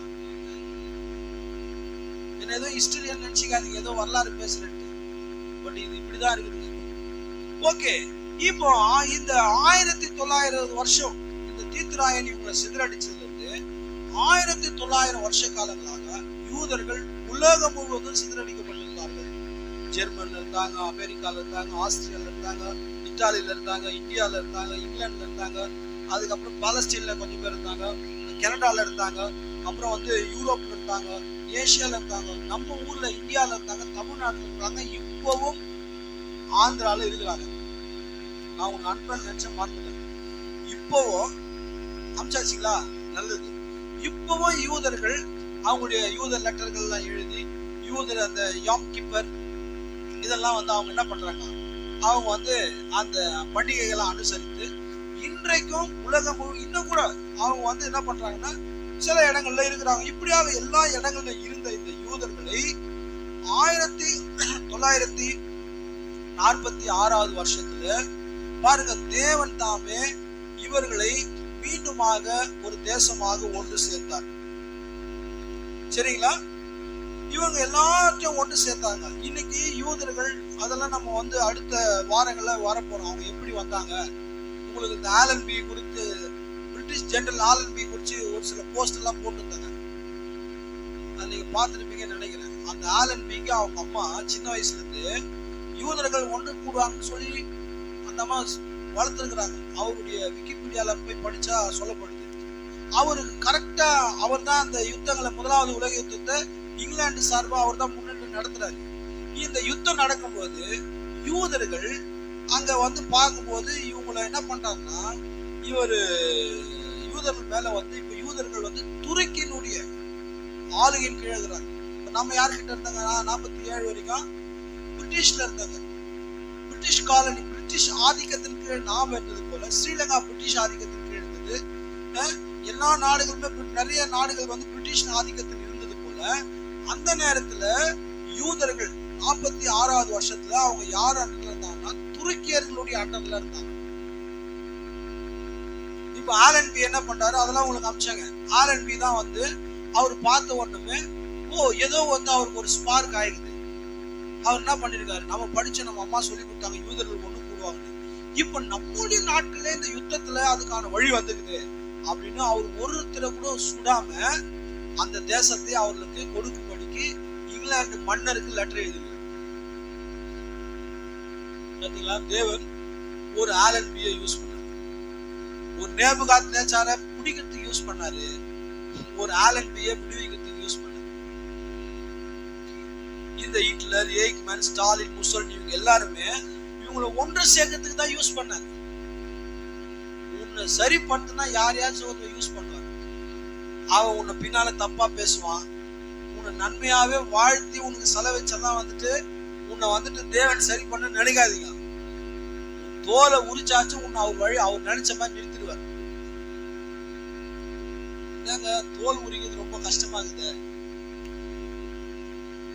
அவருக்கு தெரியும் நாம எப்படி வந்து நம்மள செஞ்சோம்னா அது சரி. ஏன்னா அதனாலதான் அவங்க சொன்னாங்க, இந்த பாருங்க அன்னைக்கு அவங்க அவங்க எங்கள் மேல விட்டுன்னு சொல்லிட்டா பரவாயில்லைங்க, எங்கள் மேல எங்கள் பிள்ளைகள் மேல விட்டுட்டாங்க. எத்தனை ஆயிரம் வருஷம் கழிச்சு, எவ்வளவு நூற்றாண்டுகள் கழிச்சு அவங்க பிள்ளைங்களாம் இவங்க காலம் ஃபுல்லாவே இவங்க வந்து பாதிக்கப்பட்டு வந்தாங்க.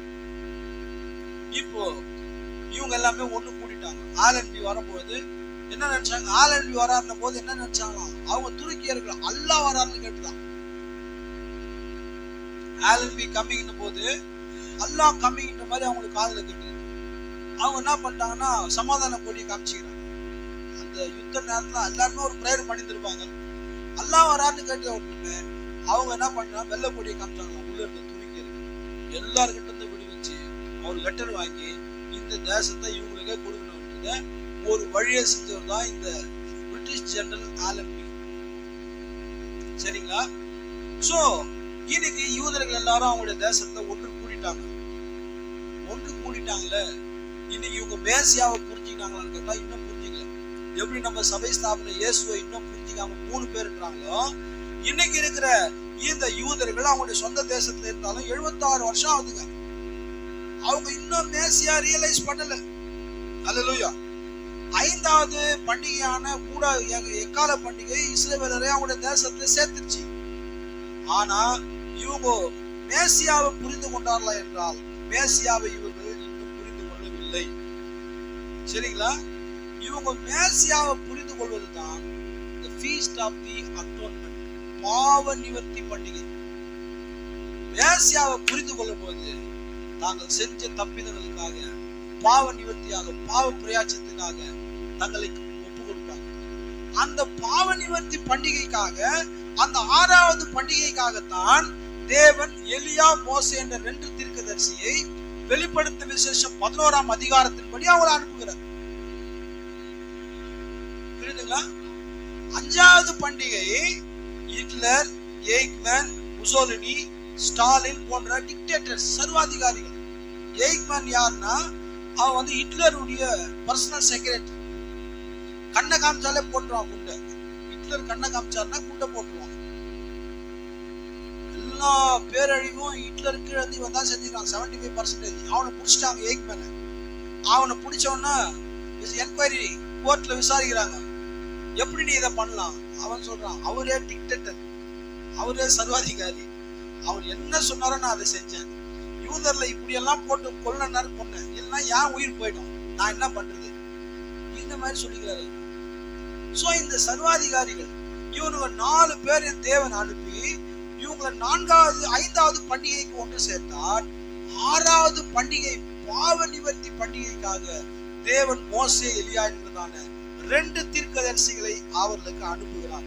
அவர்கள் வந்து 1260 நாள் அளவு பிரசங்கிக்கும் பொழுது அதுதான் அந்த பாருங்க 6 நோக்கத்துக்காக கேப்ரியல் தானியேலை சந்திக்க வந்தார். தானியேல் யாருன்னா ஒரு யூதன். அந்த 6 நோக்கம் இருந்தது. அந்த 6வது நோக்கம் தான் அந்த தானியேலுடைய கடைசி வாரத்தினுடைய பாதி வாரம். புரியுதா இல்லைங்களா? அவங்களுக்கு ஃபுல்ஃபில் ஆகுது.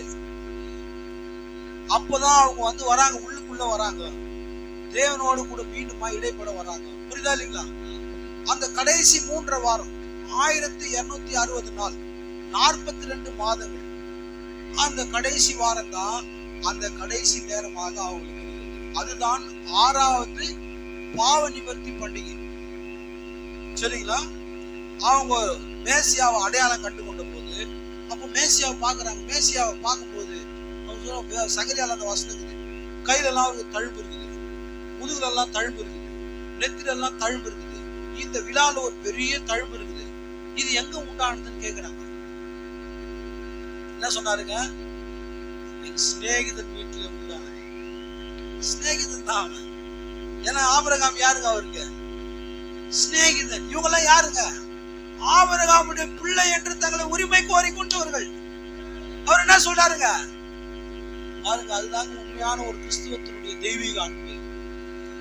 தன்னை கொன்று போட்டவனே அவர் சும்மா மேலுக்கா சொல்ல, சிநேகிதன் வீட்டுல, என்னுடைய சிநேகிதன் வீட்டுல ஆச்சு. ஏன்னா ஆபிரகாம் தேவனுக்கு சிநேகிதனாய் என் சிநேகிதன் வீட்டுல ஆச்சு. ஆனா அந்த தழும்புலதான் நம்முடைய உயிரே இருக்குது. அந்த தழும்புலதான் நீ நம்ம பிழைச்சிருக்கிறோம். அல்லேலூயா. அந்த தழும்பு நமக்காக உண்டானது. அந்த தழும்பு உண்டாவல நாமெல்லாம் என்னைக்கோ மறிச்சு மாண்டு நம்ம கல்லை கட்டி புல்லெல்லாம் முளைஞ்சு செடியெல்லாம் வளர்ந்து எல்லாமே நடந்துட்டு இருக்கோம். அவருடைய ஆச்சரியமான கிருபையினால பிழைச்சு எப்ப போனாலும் நம்மளை பார்க்கும்போது மருத்துவர் இவ்வளோ வச்சு நீ எப்படி ஜீவிக்கிறார். ஆமா, இயற்கைக்கு மேம்பட்ட மகத்தான தேவன் நம்முடைய மகத்தான வல்லமை நமக்கு தந்தபடினாலே நாம் இன்றைக்கு பிழைத்திருக்கோம். ஹல்லேலூயா. சோ பாருங்க, அவங்க இன்னும் மேசியாவை ரியலைஸ் பண்ணல. தேசமா ஒண்ணு கூட்டிட்டாங்க. அதுதான் பாருங்க, ஒண்ணுமே சொல்லப்படல. ஐந்தாவது முத்திரைக்கு அந்த ஐந்தாவது பண்டிகை எக்கால பண்டிகை குறித்து சொல்லும் பொழுது ஒண்ணுமே சொல்லப்படல. 76 வருஷம் ஆயிடுச்சு. 46ல இருந்து 78 வருஷம் ஆகுது. இந்த 78 வருஷமா ஒண்ணுமே நடக்கல. எல்லாம் ஒண்ணு கூட்டிட்டாங்க. பெரிய பெரிய பிக் ஷாட்ஸ் ஆயிட்டாங்க. அவங்கதான் உலகத்தினுடைய மிகப்பெரிய பொருளாதாரம். அவங்கள மாதிரி விவசாயம் யாருமே பண்ண முடியாது. சரிங்களா? மண்ணிலேயே இல்லாம ஏர்லயே விவசாயம் பண்றாங்க. பாத்தீங்களா? ஆக்சிஜன்லயே விவசாயம் பண்றாங்க. ஒரு முருங்கை மரம் வச்சு கொலை தள்ளி மரமே சாயிற அளவுக்கு விளையுது. பெரிய அளவுல ஆயிட்டாங்க. எக்கனாமிக்கலா அவங்க பெரிய வெல்த்தி ஆயிட்டாங்க. மிகப்பெரிய அவங்களுடைய உளவு படை மொசாட் வேர்ல்டுல ரொம்ப பெஸ்டா இருக்கிறாங்க. இவ்வளவு பெரிய அளவு ஆயிட்டாங்க. ஆனாலும் இன்னும் மேசியாவை ரெகக்னைஸ் பண்ணல. மேசியாவை அவங்க புரிந்து கொள்ளல. மேசியாவை இன்னும் அவர்கள் அடையாளம் கண்டுகொள்ளல. ஆனா அவர்கள் மேசியாவை அடையாளம் கண்டுகொள்வதற்கு முன்பு புறஜாதி மனவாட்டி மேசியாவை அடையாளம் கண்டுகொள்வார். இதுதான் 5வது பண்டிகைக்கும் 6வது பண்டிகைக்கும் இடையே நடக்கிறதான விஷயம். 5வது பண்டிகை அவங்க எல்லாம் ஒண்ணு கூட்டாங்க. 6வது பண்டிகை அவங்க எல்லாம் என்ன பண்ண போறாங்க? ரத்த சாட்சியா 1,44,000 பேர் மறிக்க போறாங்க. இதுக்கு இடைப்பட்டது இப்ப வரைக்கும் 78 வருஷம் ஆகுது. இது எவ்வளவு நாள் எக்ஸ்டெண்ட் ஆகுன்னு தெரியாது. 2025 இருக்கலாம், 26 இருக்கலாம், 30 இருக்கலாம், 35 இருக்கலாம், நமக்கு தெரியாது. ஆனா அதிக நாள் செல்லாதுன்றது மட்டும் நமக்கு தெரியும். ரொம்ப நாள் போகாதுங்க. உலகம் இனி ரொம்ப நாள் போகாது. ஆமா, ஏன்னா அப்படியான சூழ்நிலை தான் இருக்குது. அப்போ நடக்கும். எவ்வளவு நாள் போகுதுன்னு தெரியாதுங்க. ஆனா பல நூற்றாண்டுகள்லாம் இனி கடக்க வாய்ப்பு இல்லை. ரொம்ப பல நூற்றாண்டுகள் இவங்க எல்லாம் பேரம் பேத்தி எல்லாம் எடுத்து வயசாகி கூணு அதெல்லாம் நடக்காது. ஏன்னா இன்னைக்கு சூழ்நிலை அப்படி இருக்குது.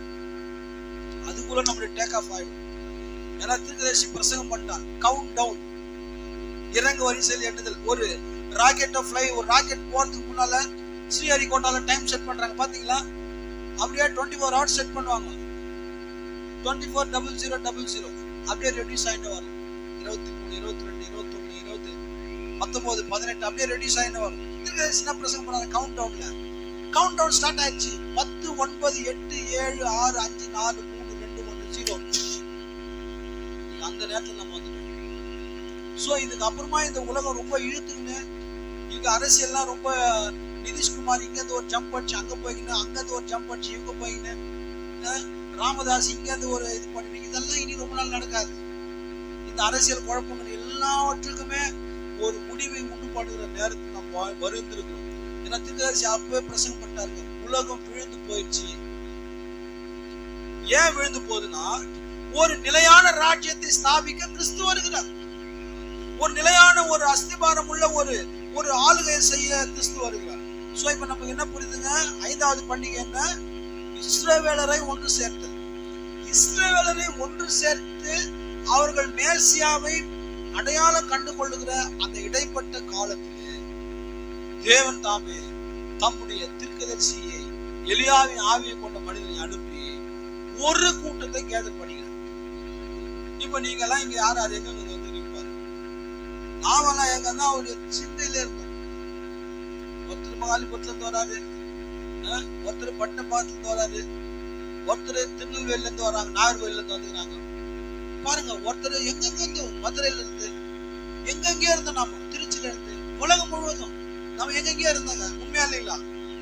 எப்படி இஸ்ரவேலரை தேவன் எக்கால பண்டிகையின் கீழே ஒன்று கூட்டினாரோ, 7ஆம் தூதன் எக்காலம் ஊத போகிற போது அந்த 7ஆம் தூதனுடைய எக்கால சத்தத்துல தேவன் தாமே இந்த சிறு கூட்ட மனவாட்டியை ஒன்று சேர்த்திருக்கிறார். இதுதான் 5வது எக்கால பண்டிகைக்கும் 6வது பாவ நிவர்த்தி பண்டிகைக்கும் இடையே நடக்கிறதான விஷயம். அல்லேலூயா. யோசேப்பு தன்னுடைய சகோதரர்களுக்கு 1,44,000 பேருக்கு காண்பிக்கிறதுக்கு முன்னால மேரேஜ் பண்ணிட்டாரு. பண்ணாரா இல்லைங்களா? மேரேஜ் ஆயிடுச்சு. யோசேப்பு அவர் மேரேஜ் ஆயிடுச்சு. அவருடைய வைஃப் அரண்மனையில் இருக்கிறார். இவங்களுக்கு இப்பதான் ரிவீல் பண்றாரு. இவர்கள் மேசியாவை ரெகக்னைஸ் பண்ணும்போது, அடையாளம் கண்டு கொள்ளும் போது, மணவாட்டி கல்யாண விருதுல இருக்கு. ஆமா, மணவாட்டி கல்யாண விருதுல இருப்பான். இந்த யூதர்கள் எல்லாரும் இப்ப ஒன்று சேர்ந்து இருக்கிற யூதர்கள் மேசியாவை அடையாளம் கண்டு கொள்கிற நேரத்துல நம்ம வெட்டிங் சம்பவம் இருக்கும், திருமண விருதுல, கல்யாண விருதுல இருப்போம். அவங்களுக்கு இது மிக இடுக்கண் காலமாக இருக்கும். அவங்களுக்கு இங்க மோசே எலியாவும் இங்க பிரசங்கம் பண்ணுவாங்க. ஹல்லேலூயா. சோ அதுதான் அவங்களுக்கு பாருங்க, ஃபீஸ்ட் ஆஃப் தி அட்டான்மென்ட். நமக்கு மேரேஜ் சம்பவம். 2 ஃபீஸ்டுக்குமே எவ்வளவு வித்தியாசம் இருக்கு பாத்தீங்களா? அப்ப நமக்கு எது அட்டான்மென்ட்னா, இந்த மெசேஜ் நீ பிலீவ் பண்ணும்போது இந்த மெசேஜ் தான் உனக்கு அட்டான்மென்ட். ஏன்னா இது கலப்படம் இல்லாத தேவனுடைய தூய வார்த்தை. இந்த செய்தி பாருங்க, தேவனுடைய பரிசுத்த என்ன சொல்றாரு, இந்த மெசேஜ்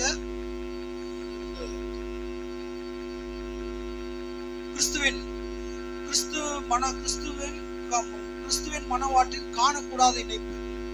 அந்த மெசேஜ்ல சொல்றாரு, இந்த செய்தி கிறிஸ்து இயேசுவுடைய ஒழுங்கு ரத்தமாக இருக்கலாம். எதுங்க? இந்த என்டைம் மெசேஜ். இந்த மெசேஜை நீங்க ஏற்றுக்கொள்ளும் பொழுது, இந்த மெசேஜை நீங்க விசுவாசிக்கும் போது, அதுதான் நம்முடைய அட்டான்மென்ட்டாக இருக்குது. அதுதான் நம்முடைய பாவ நிவாரணமாக இருக்குது. ஹல்லேலூயா. உண்மையிலே நாம யாருமே பாவிகள் இல்லை. எவ்வளவு பேர் விசுவாசிக்கிறீங்க? ஆமா, பாவி பரலோகம் போக முடியாது.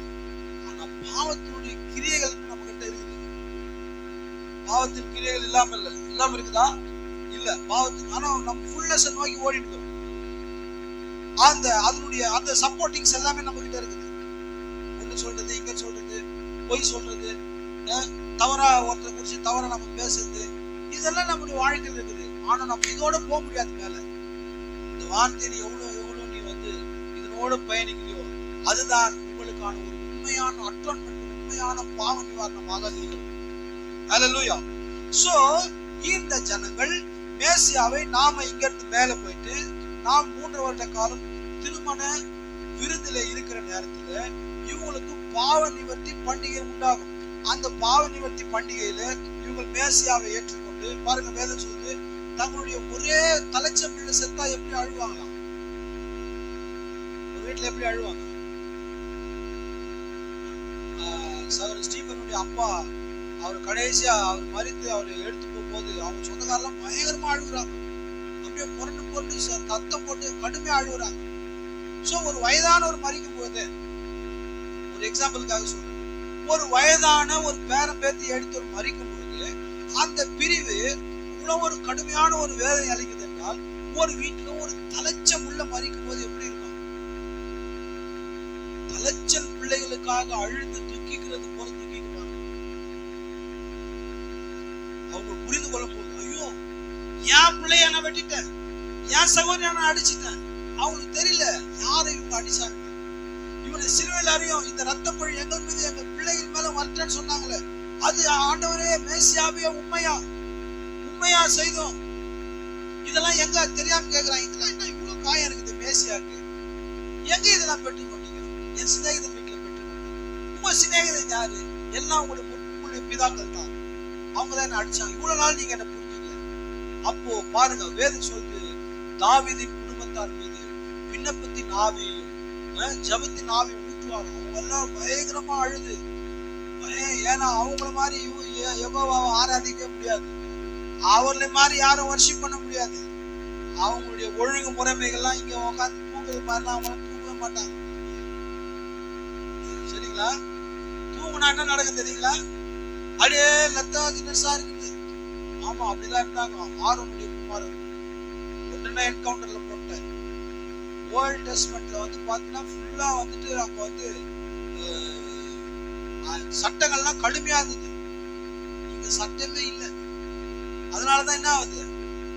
தூங்குனா யாருக்கு சர்ச்சைக்கு வரலாம் யார் கேட்க போறாங்க? ஆமா, ஜாப் பண்ணல யார் கேட்க போறாங்க? மெசேஜ் பண்ணல யார் கேட்க போறாங்க? யாரு கேட்பா? என்ன யாருன்னா கேட்க சொல்லுங்க பாருங்க. அந்த மனநிலையில இன்னைக்கு அநேக சபைகள்ல அநேகர் இருக்கிறாங்க, நம்ம சபையில இருக்கிறாங்க. ஆனா பழைய ஏற்பாட்டுல அப்படி இருக்க முடியாது. இப்போ அவங்க ரியலைஸ் ஆகும்போது அழுகுறாங்க, அழுகுறாங்க, அழுகுறாங்க, அழுகுறாங்க, கெஞ்சுறாங்க, கெஞ்சுறாங்க, தேம்புறாங்க, தேம்புறாங்க, விசுகுறாங்க. விதமாக அழுது அவங்க எல்லாரும் பேசி அவர் அடையாளம் கண்டு கொண்ட பிறகு அப்ப போய் நிக்கிறாங்க. யாருக்கு? எதிராளிக்கு. போப்புக்கு விரோதமா உடன்படிக்கை புரிகிறாங்க. விசுவாசி உங்ககிட்ட போய் நாங்க வந்து உடன்படிக்கை தெரியல, மேசியா தெரியாத வரைக்கும் நாங்க உங்க கூட உடன்படிக்கை வச்சுட்டோம். ஆனா எங்க மேசியா தெரிஞ்சிச்சு. இனி உனக்கும் உன் சங்காத்தமே வாணு, உன்னுடைய ஐக்கியமே வாணு, உன் ஃப்ரெண்ட்ஷிப்பே வாணு, உன்னை எல்லாத்தையும் நான் கட் பண்றேன். நான் வந்து unsubscribe பண்றேன். நான் வந்து ஃபாலோ பண்ண மாட்டேன், எல்லாமே டிஸ்லைக் போடுறேன். உங்களுடைய சவகாசமும் சங்காத்தமே வாழடா அப்படின்னு எல்லாத்தையுமே அவன் கட் பண்ண முடியாது. அப்போதான் மீண்டுமான ஒரு அழுத்தத்தை கொண்டு வரலாம். 1,44,000 பேருக்கு ரத்த சாட்சியாக அவர்கள் மறிக்கிறார். நமக்கு ஒண்ணுமே ரத்தமே இல்லாம நம்மள அப்படியே வந்து மேல கொண்டு போறாரு. பாருங்க தேவன் எப்படிப்பட்ட கிரியைகளை செய்கிறார்கள். அப்போ இது முடிந்ததுக்கு பிறகு இதன் பிறகு 7வது ஒரு பண்டிகை இருக்குது. என்ன பண்டிகைங்க? கூடார பண்டிகை. சரிங்களா? ஞாபகம் வச்சுங்க, ரொம்ப ஈஸியா. இன்னும் கொஞ்ச நேரத்துல உங்களுக்கு அதை இன்னும் கூட கொஞ்சம் அருமையா விளக்குறேன் கர்த்தருடைய கிருபையினால. 7வது ஒரு பண்டிகை இருக்குது. அந்த பண்டிகை தான் ஃபீஸ்ட் ஆஃப் தி டேபர்னக்கிள், கூடார பண்டிகை. அந்த கூடார பண்டிகை என்ன சொல்றாங்க? which is type of the millennium. பழைய ஏற்பாட்டுல அவங்க கொண்டாடினாங்க இல்லைங்களா? அந்த மில்லேனியத்துக்கு அந்த பாருங்க, அதுக்கு அந்த அவங்க கொண்டாடின அந்த பண்டிகை வரப்போகிற அரசாட்சிக்கு அது ஒரு மாதிரியாக இருக்கிறதாக கண்டுபிடித்து சொல்லுறாங்க. ஒரு சில மேற்கோள்களை நான் வாசிக்கிறேங்க. நாம் வாசித்துட்டு நாம் தொடர்ந்து போகலாம். கர்த்தர் நமக்கு உதவி செய்வாங்க. 70th week of Daniel.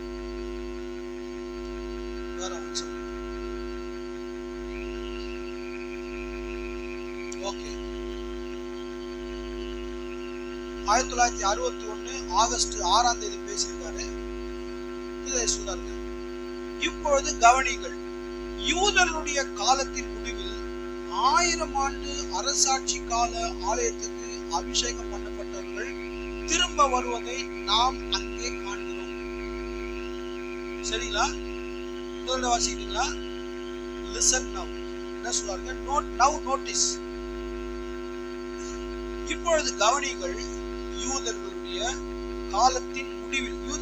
காலத்தின் முடிவில் 1000 ஆண்டு அரசாட்சி கால ஆலயத்துக்கு அபிஷேகம் பண்ணப்பட்டவர்கள் திரும்ப வருவதை நாம் அங்கே காண்கிறோம். இங்கே அவர் வெள்ளை குதிரையின் மேல் ஏறி வருகிறார். அவரை பின்பற்றுவோரும் வெள்ளை குதிரைகளின் மேல் ஏறி வருகிறார்கள்.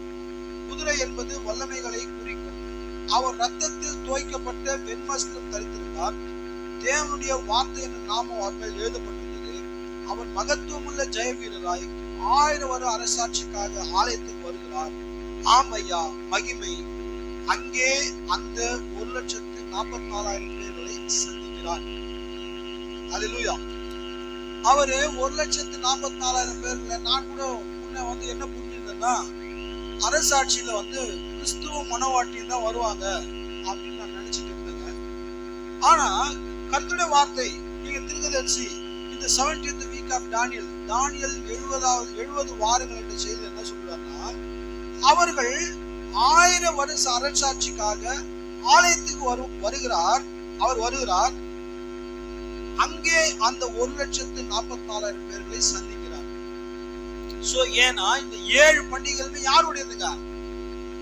இந்த புஸ்தகத்துல முதல்ல சொல்றாரு, இந்த எக்கால பண்டிகைகள் 7 பண்டிகைகள் மனவாட்டியது இல்ல சொன்னாருங்களா? இது மனவாட்டிகள், இது யாருடையது? இது யூதர்களுடையது. இது யூதர்களாக இருக்கும்போது அப்பொழுது அவங்களுக்கு 6 பண்டிகைகள் அவர்களுக்கு சரியாக வந்து ஒண்ணு நடக்கும்போது நமக்கு அதுல வந்து சம்பந்தமே இல்லைன்னு இல்லை. அது அவர்களுக்காக உரியதா இருந்தாலும் ஏதோ ஒன்று நமக்கு அதுல சம்பந்தமான ஒரு பகுதியை தேவை நமக்கு கொடுத்திருக்கிறாங்க. அப்போ அங்கே 1,44,000 பேரை சந்திக்கிறார். அந்த இடம்தான் அவர்களுடைய 7வது பண்டிகையான என்ன பண்டிகை? கூடார பண்டிகையானது அவர்களுக்கு உண்டாகிறது. அதுக்கு அடுத்தது இன்னொரு மேற்கோள் வாசிக்கிறேன். Israel church. இதோ யோசேப்பு ஒரு பரிபூர்ண முன்னாடலமாக இருக்கிறான். யூதர்கள் மறுபடியும் ரட்சிக்கப்படும் போது கடைசி நாட்களில் முடிவில் திரும்பி வரும் அந்த யூதர்கள் 1000 வருட அரசாட்சி கூடாக வருவது போன்று அவன் அங்கே நின்று கொண்டிருந்தான். Here is Joseph, a perfect type of standing there like the Jews returning in the last days, or the end coming through the millennium when the Jews will be saved again. இது வந்துட்டு Israel and search பாகம் 1 அந்த புத்தகம் நம்ம கொடுத்தங்க. Israel சபை பாகம் 1 என்ற செய்தியில 182வது பேராகிராஃப்ல தீர்க்கதரிசி இந்த காரியத்தை சொல்றாங்க. அடுத்தது இன்னொரு மேற்கோளை கூட வாசிக்கிறேன். ஏசாயா புத்தகத்துல 65வது அதிகாரம் 20-22 வரைக்கும் யாராவது ஒருத்தர் வாசிங்க.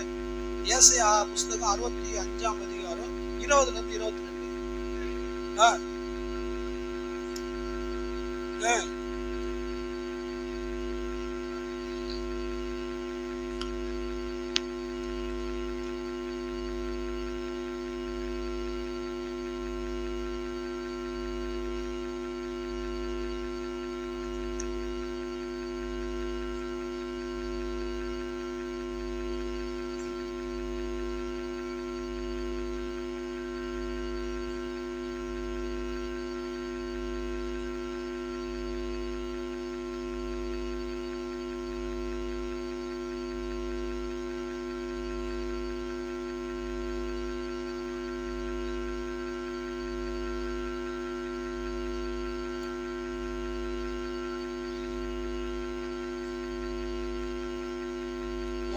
இப்போ சொல்றாங்க இந்த வசனத்தை மில்லினியம் 1000 வருட அரசாட்சிக்கு இந்த வசனத்தை ஒப்பிடுகிறார்.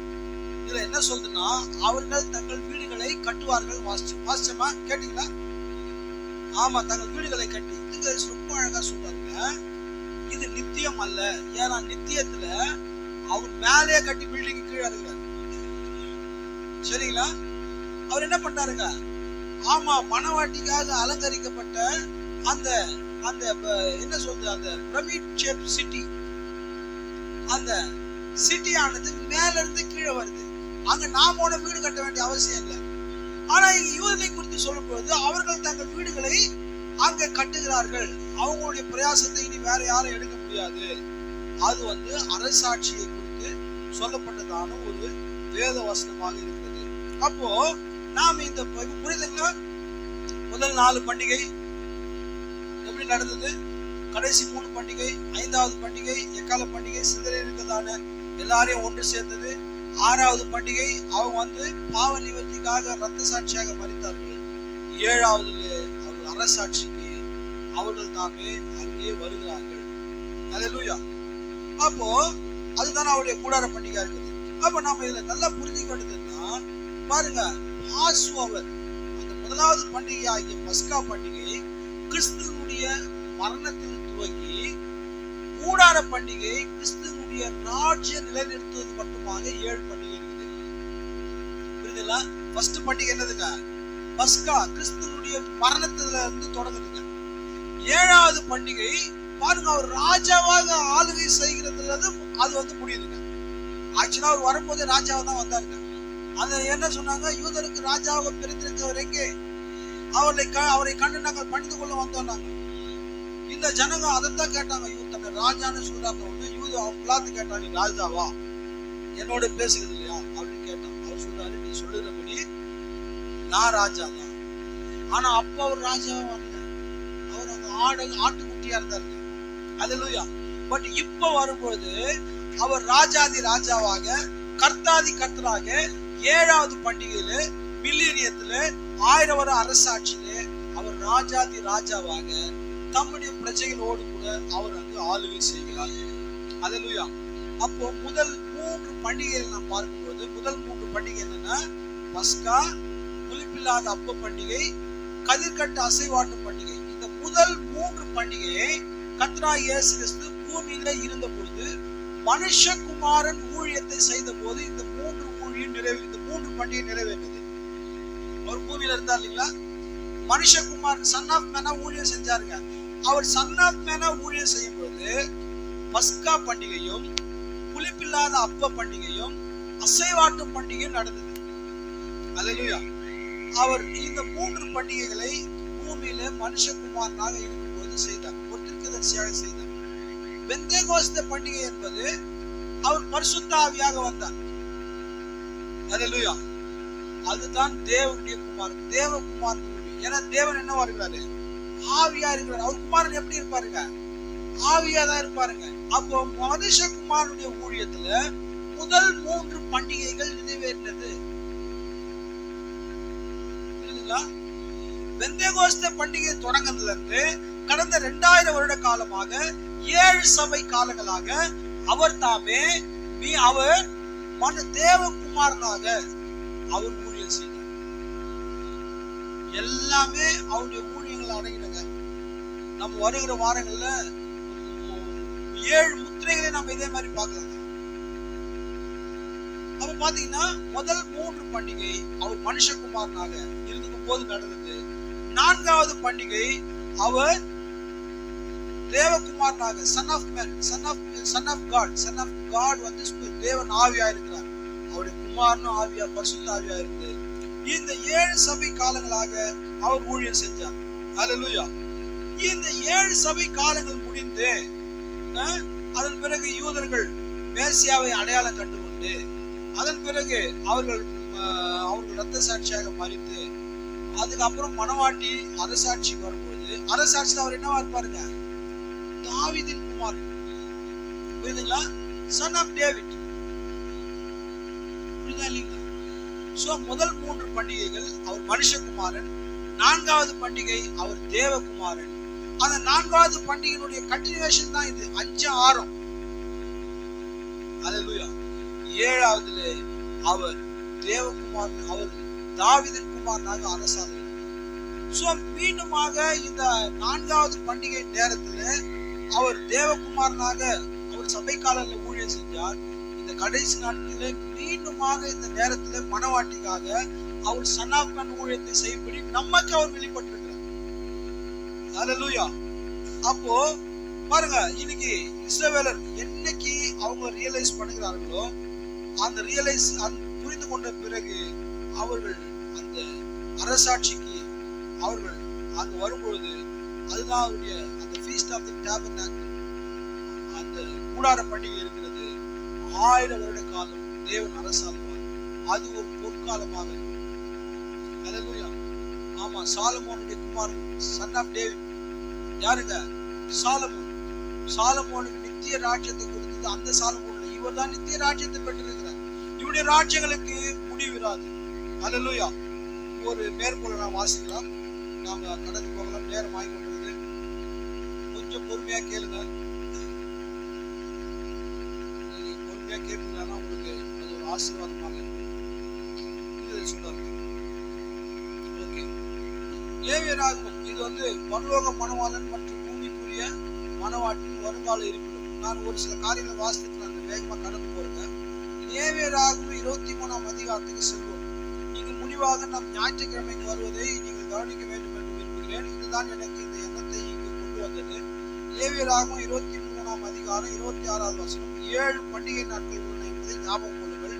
எக்கால பண்டிகை, கூடார பண்டிகை, அசைவாட்டு பண்டிகை என்ற 7 பண்டிகை நாட்கள் என்பதை நினைவு கொள்ளுங்கள். 7 மகத்தான பண்டிகை தினங்கள் 7 சபையின் காலங்களை மட்டும் குறிக்கின்றதா இருக்கின்றது. ஒன்றுக்கும் மற்றொன்றுக்கும் இடையில் எத்தனை ஓய்வு நாள் இருக்கிறது என்பதை ஞாபகம் கொள்ளுங்கள். எக்காலத்திற்கும் பெந்தேகோஸ்தேக்கும் இடையில் 7 ஓய்வு நாட்கள். அது 7 சபையின் காரியங்களை குறிக்கின்றது. எண்களை சரியான தொடர்ச்சியில் வைத்துக் கொள்ளுங்கள். அதான் சொல்றாங்க அந்த பெந்தேகோஸ்தே. இப்போ சொல்றாங்க, சகோதர பிரினாமே, இப்போது நீங்கள் 7 என்ற எண்ணிலிருந்து வழி விலகிவிட்டு என்று நீங்கள் கூறலாம். சரி, இங்கு லேவியராகமம் 23ஆம் அதிகாரம் 36வது வசனத்தில் குறிப்பிடப்பட்டிருக்கும் கடைசி பண்டிகையான கூடார பண்டிகையை எடுத்துக் கொள்வோம். 7 நாளும் கர்த்தருக்கு தகன பலி செலுத்த கடவீர்கள். 8ஆம் நாள் உங்களுக்கு சபை கூடும் பரிசுத்த நாள். அதிலே கர்த்தருக்கு தகன பலி செலுத்த கடவீர்கள். அது ஆசரிக்கப்படும் நாள். அதுல சாதாரணமான யாதொரு வேலையும் செய்ய வேண்டாம்.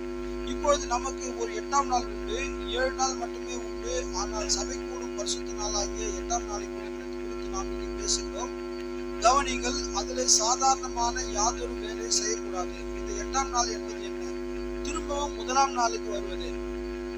சரிங்களா? நான் அதை வாசிட்டு போயிடுங்க. நீங்க அப்படியே கொஞ்சம் தொடர்ந்து கவனிச்சீங்கன்னா உங்களுக்கு விளங்குங்க. கவனிங்கள், கடைசி நாளான கூடார பண்டிகைக்கு பின்பு, கடைசி சபையின் காலத்திற்கு பின்பு, முழுமையான 7 நாட்களும் பூமியில் முடிந்த பின்பு, 1000 வருட அரசாட்சிக்கு பின்பு இந்த சபை கூடும் பரிசுத்த நாள் வருகிறது. ஞாபகம் கொள்ளுங்கள், இது இடங்களில் கூடி சேர கூடார பண்டிகை ஆகும்.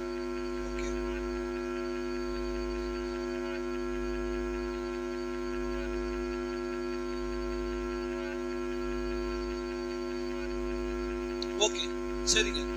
இப்போ இதுல இருந்து நமக்கு என்ன இன்னைக்கு நமக்கு வெளிப்பட்டுக்குதுன்னா, தேவன் தாமே இந்த கடைசி நாட்கள்ல இந்த சன் ஆஃப் மேன் ஊழியத்தை, இந்த மனுஷகுமார் ஊழியத்தை மனவாட்டிக்காக இந்த 5வது பண்டிகைக்கும் 6வது பண்டிகைக்கும் இடையே நமக்கான ஒரு ஊழியத்தை வச்சிருக்கிறார்.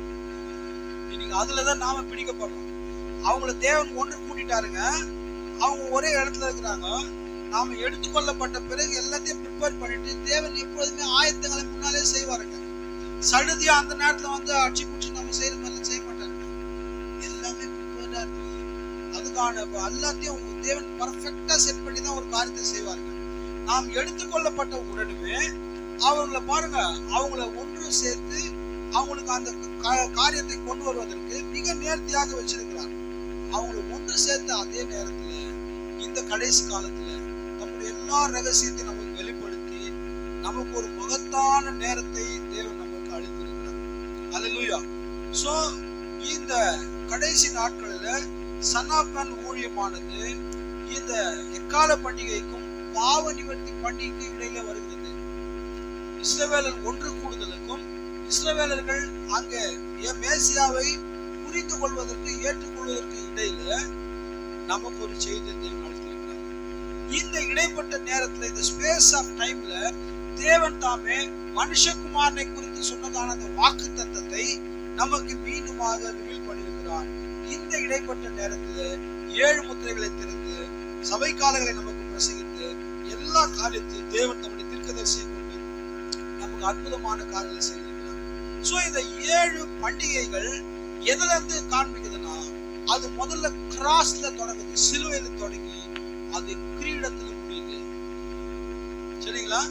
அது மரணத்துல இருந்து தொடங்கி அது ராஜாவாக ஆளுகையில முடிகிறது. அது கிராஸ்ல இருந்து சிலுவையில தொடங்கி அது அவர் வைக்க போகிறது கிரீடத்திலே முடிகிறது. பாருங்க, உண்மையிலேயே ஒவ்வொரு நம்முடைய வாழ்க்கையில கிடைக்கிற மிகப்பெரிய பரிசுக்கு பின்பாக நமக்கு மிக தொல்லைகளும் மிக நெருக்கடிகளும் நமக்கு அளிக்கப்படுகிறது. நாம் உடனே மகிமையை பெற முடியாது. இயேசு உடனே மகிமையை பெறல. அவருடைய வாழ்க்கையில ஒரு சிலுவை இருந்தது, அவருக்கு ஒரு பாடு மரணம் இருந்தது. அந்த பாடு மரணங்களின் கூட தான் அவர் மகிமையையும் அவர் கிரீடத்தையும் அவர் ஆளுகையும் பெறுகிறார். அதனால நமக்கு எந்த ஒண்ணுமே வராம நாம ஆளுகையை பெறுவோம் என்பது அது நிச்சயமாக அமிதமாக தேவன் நமக்கு காரியங்களை வைக்கவில்லை. இன்னும் ஒரே ஒரு மேற்கோள் வாசிக்கிறத நாம கொஞ்ச நேரம் தியானிக்கலாம். Recognizing your day and its message. காலத்தையும் அதன் செய்தியும் அடையாளம் கண்டுகொள்ள செய்தியில ஒரே ஒரு காரியத்தை வாசிக்கிறேன். As a minister of the gospel, I can't see one thing left but the going of the bride. And the bride has to be taken away before they can recognize what's happened. பாருங்க, அவங்க புரிந்து கொள்வதற்கு முன்பாக, மேசியாவை அடையாளம் கண்டுகொள்வதற்கு முன்பாக மனவாட்டி எடுத்துக்கொள்ளப்படுவாள் என்று சொல்கிறார். They were bound, scattered. I mean they were scattered, blinded. அவங்க ஒரு காலத்துல கட்டப்பட்டிருந்தாங்க, சிதறடிக்கப்பட்டாங்க யூதர்கள். அவர்கள் கண் தெரியாமல் இருந்தார்கள். ஆனால் இப்பொழுது அவர்கள் ஒன்றாக கூடியிருக்கிறார்கள். What's left? என்ன விடப்பட்டிருக்கு? The bride to be taken out of the way. மனவாட்டினுடைய எடுத்துக்கொள்ளப்படுதல் மட்டும்தான் அவர்கள் மேசியாவை அடையாளம் கண்டுகொள்ளப்படுவதற்கு இன்னும் ஒரு தடையா இருக்குது நாம அப்படின்றது ஆன உடனே அவர்கள் எதை செய்வாங்க? தேவன் யூதர்களோடு இடைப்படுவார். ஏன்னா சொல்றார், தேவன் ஒரே நேரத்துல 2 பேரோடு இடைப்படுவது இல்லை. யூதர்களோடும் புறஜாதியோட இடைப்பட மாட்டார். அவர் ஒரு நேரத்துல ஒருத்தரோட தான் இடைப்படுவார். சொல்றாருங்க, waiting for the going of the bride, so that prophets of Revelation 11 can call them to the feast of the trumpet to make them to recognize what they have done. அப்போ வெளிப்படுத்தின விசேஷம் 11ஆம் அதிகாரத்துல வருகிறதான அந்த 2 தீர்க்கதரிசிகள் அவர்களை அழைத்து அவர்கள் செய்ததான காரியங்களுக்கான பரிகாரத்தை அவர்களுக்கு அங்கே செய்கிறார்கள். அல்லேலூயா. அப்ப நாம போன பிறகுதான் வெளிப்படுத்தல் 11ஆம் அதிகாரம் காட்சிக்கு வருகிறது. அதுலதான் 2 தீர்க்கதரிசிகள் யூதர்களுக்காக வருகிறார்கள். அப்போ இந்த நேரம் மனவாட்டிக்கான நேரம். அல்லேலூயா. சோ இந்த காரியம் எல்லாமே உலகத்துக்கே மறைவா இருந்தது. தேவன் ஒரு தீர்க்கதரிசி அனுப்பி 7 முத்திரைகளை திறந்த போது இது எல்லாமே வார்த்தை நிமித்தமாக நமக்கு நிரூபிக்கப்பட்டிருக்கிறது. அல்லேலூயா. சபை காலம் இருந்த மக்களுக்கு, சபை காலங்கள் இருந்தவங்களுக்கு யாருக்குமே இது தெரியல. ஆனா இந்த கடைசி நாட்கள்ல தேவன் ஒரு இன்னைக்கு வரைக்கும் எந்த சபை ஸ்தாபனத்துக்கு தெரியாது. இப்ப நம்ம பேசுற விஷயம் அவங்களை சுட்டு போட்டெல்லாம் தெரியாது. ஆனா தேவன் நமக்கு இறக்க செஞ்சார். அவங்க பாருங்க, பெரிய லக்ஸரியா, பெரிய சொபிஸ்டிகேட்டா, பெரிய பெரிய மாளிகைகளை கட்டி ஆடம்பரமா வாழ்றாங்க. இதனுடைய ஏபிசிடியே தெரியாது அவங்களுக்கு. அல்லேலூயா. பாருங்க, தேவன் நமக்கு வேதத்தினுடைய எல்லா ரகசியத்தையுமே நமக்கு வெளிப்படுத்தி கொடுத்திருக்கிறார். அப்ப இந்த எக்கால பண்டிகை மற்றும் பாவ நிவர்த்தி பண்டிகைக்கு இடையே எதுவுமே குறிப்பிடல. அல்லேலூயா. ஏன்னா 5வது பண்டிகை இஸ்ரவேலரை ஒன்று சேர்ப்பதும், 6வது பண்டிகை இஸ்ரவேலரை புரிந்து கொள்ள, மேசியாவை புரிந்து கொள்ள வைக்கிறதுக்காக இருந்தது. ஆனா இன்னைக்கு வரைக்கும் அவங்க ஒண்ணு சேர்ந்ததுக்கு அப்புறமும் இன்னும் அவங்களுடைய ஓல்டு ட்ரெடிஷன்ல தான் இருக்கிறாங்க யூதர்கள். இன்னும் இந்த இதுக்கு வரல. இஸ்ரேல்ல இப்ப ஒன்னா இருக்கிறாங்க. இப்ப இஸ்ரேல்ல யாரு இருக்கிறான்னு பாத்தீங்கன்னா, நம்மள ஸ்தாபனத்துல இருக்கிற கிறிஸ்தவர்கள் இருக்கிறாங்க இஸ்ரேல்ல. அங்க பெண்டிகாஸ்ட் சர்ச் இருக்குது, எல்லா சபைகள் இருக்குது. அவங்க பிதா குமாரன் பரிசுத்த ஆவியின் நாமத்துல அவங்க என்ன பண்றாங்க, அவங்க காரியங்கள் அவங்க இருக்கிறாங்க. முஸ்லிம்ஸ் இருக்கிறாங்க, அல்லாஹ் தான் காட்னு அவங்க சொல்றாங்க. இவங்க என்ன பண்றாங்க, கிறிஸ்டியன்ஸ் டினாமினேஷன்ஸ் என்ன பண்றாங்க, இவங்க வந்துட்டு ட்ரினிட்டி காட் சொல்றாங்க. யூதர்களா இருக்கிறாங்க, அவங்க என்ன நினைக்கிறாங்க, கிறிஸ்தவர்ல பார்த்தா இவங்க ஒரு ஐடாலட்ரி, இவங்க ஒரு விக்கிரக ஆராதனைக்காரர். ஒன்றுக்கு மேற்பட்ட கடவுளை யாருன்னா சொன்னா அவங்களுக்கு அவன் விக்கிரக ஆராதனையை தான் பார்ப்பாங்க. சரிங்களா? அதனால இப்ப அவங்க என்ன பண்றாங்கன்னா, அவங்களுடைய ஓல்டு ட்ரெடிஷன், மோசே, ஆபிரகாம், அந்த ஓல்டு பாரம்பரியமான காரியங்களை இன்னைக்கும் அவர்கள் செய்து வருகிறார்கள். ஆனா அவங்க 1946ல அவங்க மே மாதம் 7ஆம் தேதி அவர்கள் ஒன்றாக சேர்ந்து அவங்களுக்கு 6 முனை நட்சத்திரம் கொடுக்கப்பட்டது. 2500 வருஷத்துக்கு அப்புறம் ஃபர்ஸ்ட் டைம் அவங்களுடைய கொடியானது பறந்தது. 1948வது வருஷத்துல அவர்கள் தேசமாக ஆகி 2 வருஷம் கழித்து மே மாதம் 14ஆம் தேதி சொல்லி விளங்குதா இல்லைங்களா? ஆண்டவரே சோத்திரம், ஆண்டவரே பேசுறேன். சோ மே மாதம் 14ஆம் தேதி 1948ல 46ல அவங்க தேசமா ஆயிட்டாங்க. 48வது வருஷம் 2 வருஷம் கழிச்சு யுனைடெட் நேஷன் ஐநா சபை இவங்களை ஒரு தேசமா அடையாளம் கண்டுச்சு. சொந்த நாணயங்குது, அவங்களுக்கு கிங் இருக்கிறாரு, ராஜா, அவங்களுக்கு வந்து இப்ப ஜனாதிபதி இருக்கிறாரு, அவங்களுக்கு எல்லாமே பக்கவா ஆயிட்டாங்க. அவங்களுக்கு சொந்த கொடி இருக்குது. அவங்க ஐக்கிய ஐநா சபையினால அவங்க வந்து அடையாளம் கண்டு கொள்ளப்பட்டாங்க. ஆனா இன்னும் அவங்க மேசியாவை அடையாளம் கண்டு கொள்ளல. சோ 6வது முத்திரையின் கீழே அண்டர் தி 6th சொல்றாரு. 6வது முத்திரை என்ன? உபத்திர காலம், ஜட்ஜ்மெண்ட். எப்ப அவங்க வந்து அடையாளம் கண்டு கொள்றாங்க? 6வது முத்திரையின் கீழே அவர்கள் உண்மையாகவே கிறிஸ்துவை அடையாளம் கண்டு கொள்வார்கள். அல்லேலூயா. அப்போ பாருங்க, இந்த 1900 வருஷம் கழிச்சு இன்னைக்கு அவங்க தேசத்துல வந்திருக்கிறாங்க. சொல்றாருங்க, இந்த சந்ததி நிச்சயமாகவே இது ஒழிந்து போகாது என்று சொன்னாங்க. இன்னைக்கு இருக்கிற சந்ததி அந்த வாக்கு தத்துவத்தினுடைய காரியங்களை பார்த்திருக்கிறாங்க. சோ இன்னைக்கு 1946ல இருந்து இன்னைக்கு 2024 வரைக்கும் 78 வருஷம் ஆகுது யூதர்கள் தேசமா கூடி. சரிங்களா? எத்தனை வருஷம் ஆகுதுங்க? 78 வருஷம் ஆகுதுங்க, கடந்து போயிடுச்சு. இந்த 78 வருஷங்களாக என்ன நடந்துள்ளது என்பதை யாருக்குமே தெரியாது. உலகத்துல யூதருக்கும் தெரியாது, அமெரிக்காவுக்கும் தெரியாது, எந்த நாடுகளுக்கும் தெரியாது, எந்த சபை ஸ்தாபனுக்கும் தெரியாது. இந்த 78 வருஷத்துல என்ன நடந்தது நமக்கு தான் தேவன் வெளிப்படுது. உண்மையிலே தெரியாது. ஏன்னா அதான் சொன்னாங்க, 5வது பண்டிகையை வாசிக்கும் போது எந்த ஒரு விஷயமே சொல்லப்படல. There is no any illustration. அவங்களுக்கு எந்த விவரமும் எந்த ஒரு காரியமும் சொல்லப்படல. அப்படியே அப்படியே இருக்குது. நீங்க 1:3 தான் சொல்லப்பட்டது. அவங்க ஒன்று கூடி கிட்டத்தட்ட 78 வருஷம் ஆகுது. இன்னி வரைக்கும் அவங்க ஒன்று கூடிட்டாங்க. 78 வருஷம் ஆகுது, ஒண்ணுமே தெரியல யாருக்கும். ஏன் ஒன்று கூடினாங்க அதுவும் தெரியல. இங்கிலாந்துல இருக்கிறவங்களுக்கே அந்த ஆலன் பி என்ன பண்ணாரு, எதன் பின்னணியில பண்ணாருன்னு அவங்களுக்கு தெரியுமான்னு தெரியல. சரிங்களா? அமெரிக்காவுக்கு அதை பத்தி தெரியுமான்னு தெரியல, யாருக்கும் தெரியல. தேவன் நமக்கு ஒரு கழுகின் கண்களுடைய தீர்க்கதரிசி அனுப்பி, ஹல்லேலூயா, இந்த எல்லா காரியத்தையுமே அவர் காண்பித்து அவர்கள் ஒன்று கூடினதே அண்டர் தி 5th feast, 5வது பண்டிகையில தான் அவங்க ஒன்று கூடினாங்கன்றதை நமக்கு காண்பித்தார்.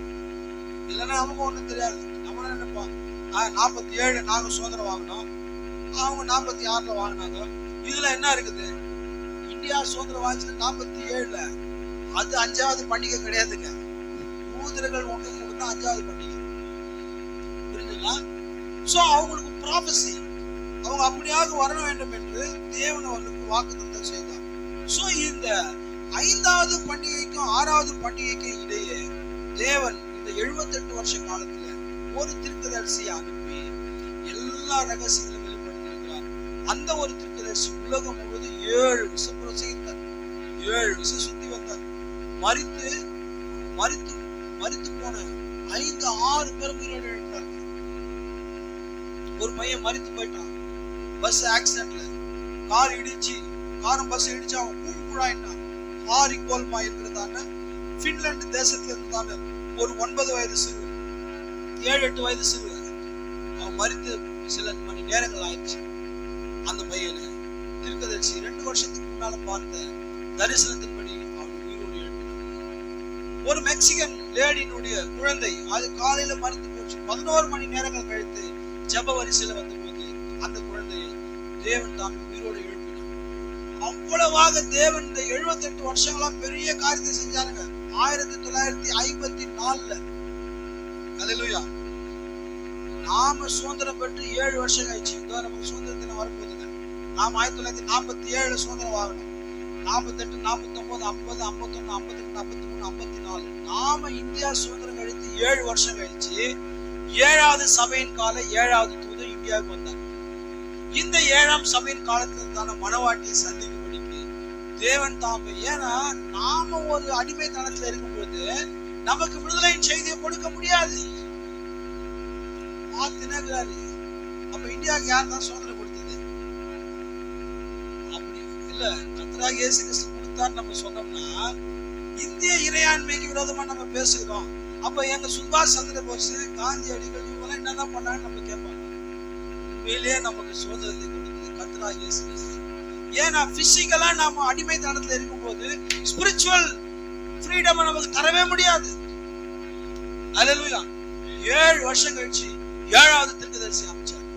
அவர் வரும்போது பிரசங்கித்த போது, ஆமா இதுவரைக்கும் நாம அடிமைத்தனத்துல இருந்தோம். தேசம் பிரிட்டிஷ்ல அடிமையில இருந்தது, நம்முடைய ஆத்துமாக்கள் ஸ்தாபனத்துல அடிமையில இருந்தது. பெண்டிகாஸ்ட்ல இருந்தோம், ரோமன் கேத்தலிக்ல இருந்தோம், மெத்தடிஸ்ட்ல இருந்தோம், சிபிஎம்ல இருந்தோம், சிஎஸ்சில இருந்தோம், பேப்டிஸ்ட்ல இருந்தோம், இந்துல இருந்தோம், முஸ்லீம்ல இருந்தோம், டைஃப்ல இருந்தோம், கம்யூனிஸ்ட்ல இருந்தோம், எல்லாம் XYZ பிளாப்லா எல்லாத்துலயும் குப்பையில இருந்தோம். இருந்தமா இல்லையா? நாம் தமிழ்ல இருந்தோம், டிஎம்கேல இருந்தோம், எல்லா கட்சிகள்ல இருந்தோம், சோசியல் ஒர்க் பண்ணோம், சுயேட்சையா இருந்தோம், எல்லாமே பண்ணோம். ஆனா தேவனுடைய வார்த்தை வரும்போது இதுவும் இடம் இல்லை. நீ பரலோக ராஜ்ய வாசி, நீ உனக்குள்ள நான் என்னுடைய சொந்த ஜீவானு வச்சிருக்கிறேன், என்னுடைய குணாதிசயம் உனக்குள்ள காணப்படணும், நீ உனக்காகவே நான் மரித்த எல்லா காரியத்தையும் வெளிப்படுத்தும் போது நீ உண்மையாக இந்த செய்திக்காக ஜீவிக்கலாம். தன் ஜீவனையை கிறிஸ்துவுக்காக அளிக்கக்கூடிய நிலைக்கு தேவன் இந்த செய்தி அவ்வளவு ஆழமாக நம்ம கொடுத்திருக்கிறார். ஹல்லேலூயா. இந்த 78 வருஷங்களாக தேவன் செய்திருக்கிற காரியம் நமக்கு எல்லா வேத ரகசியங்களையும் வெளிப்படுத்தியிருக்கிறார். மனவாட்டி உலகம் முழுவதும் ஒன்று சேர்த்திருக்கிறார். இன்னைக்கு யாருக்குமே தெரியாத எடுத்துக் கொள்ளப்படுதலை நம்ம விசுவாசி, உயிர்த்ததை நம்ம எதிர்நோக்கி கொண்டிருக்கிறோம். எடுத்துக்கொள்ளப்படுதலை நாம் எதிர்நோக்கி கொண்டிருக்கிறோம். சரீரம் மறுரூபத்தை நாம் எதிர்நோக்கி கொண்டிருக்கிறோம்.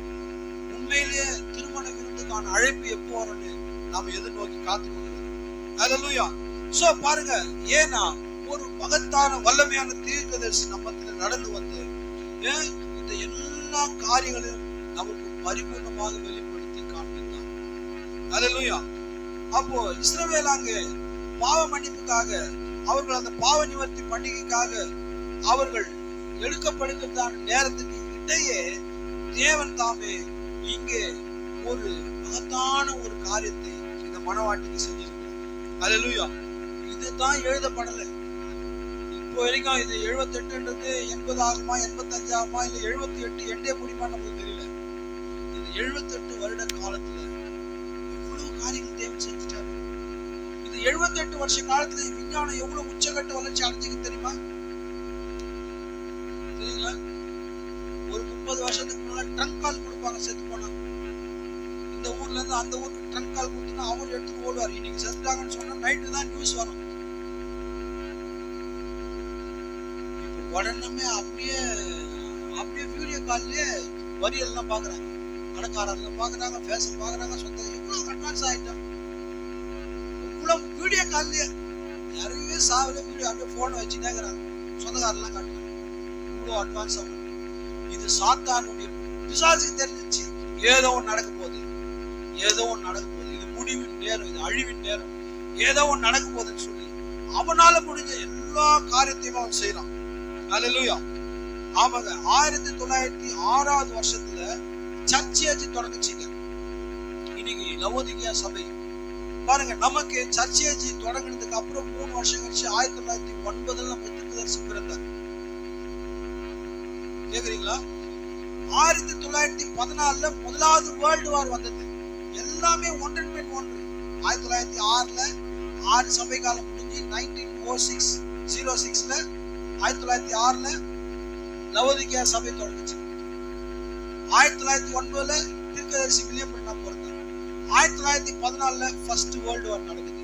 அந்த ஃபர்ஸ்ட் வேர்ல்டு வார்ல தான், அந்த வேர்ல்டு வார் முடிவுல தான் ஆலன் பி இஸ்ரவேலை தன்னுடைய அந்த தேசத்துல ஒப்படைத்தார்.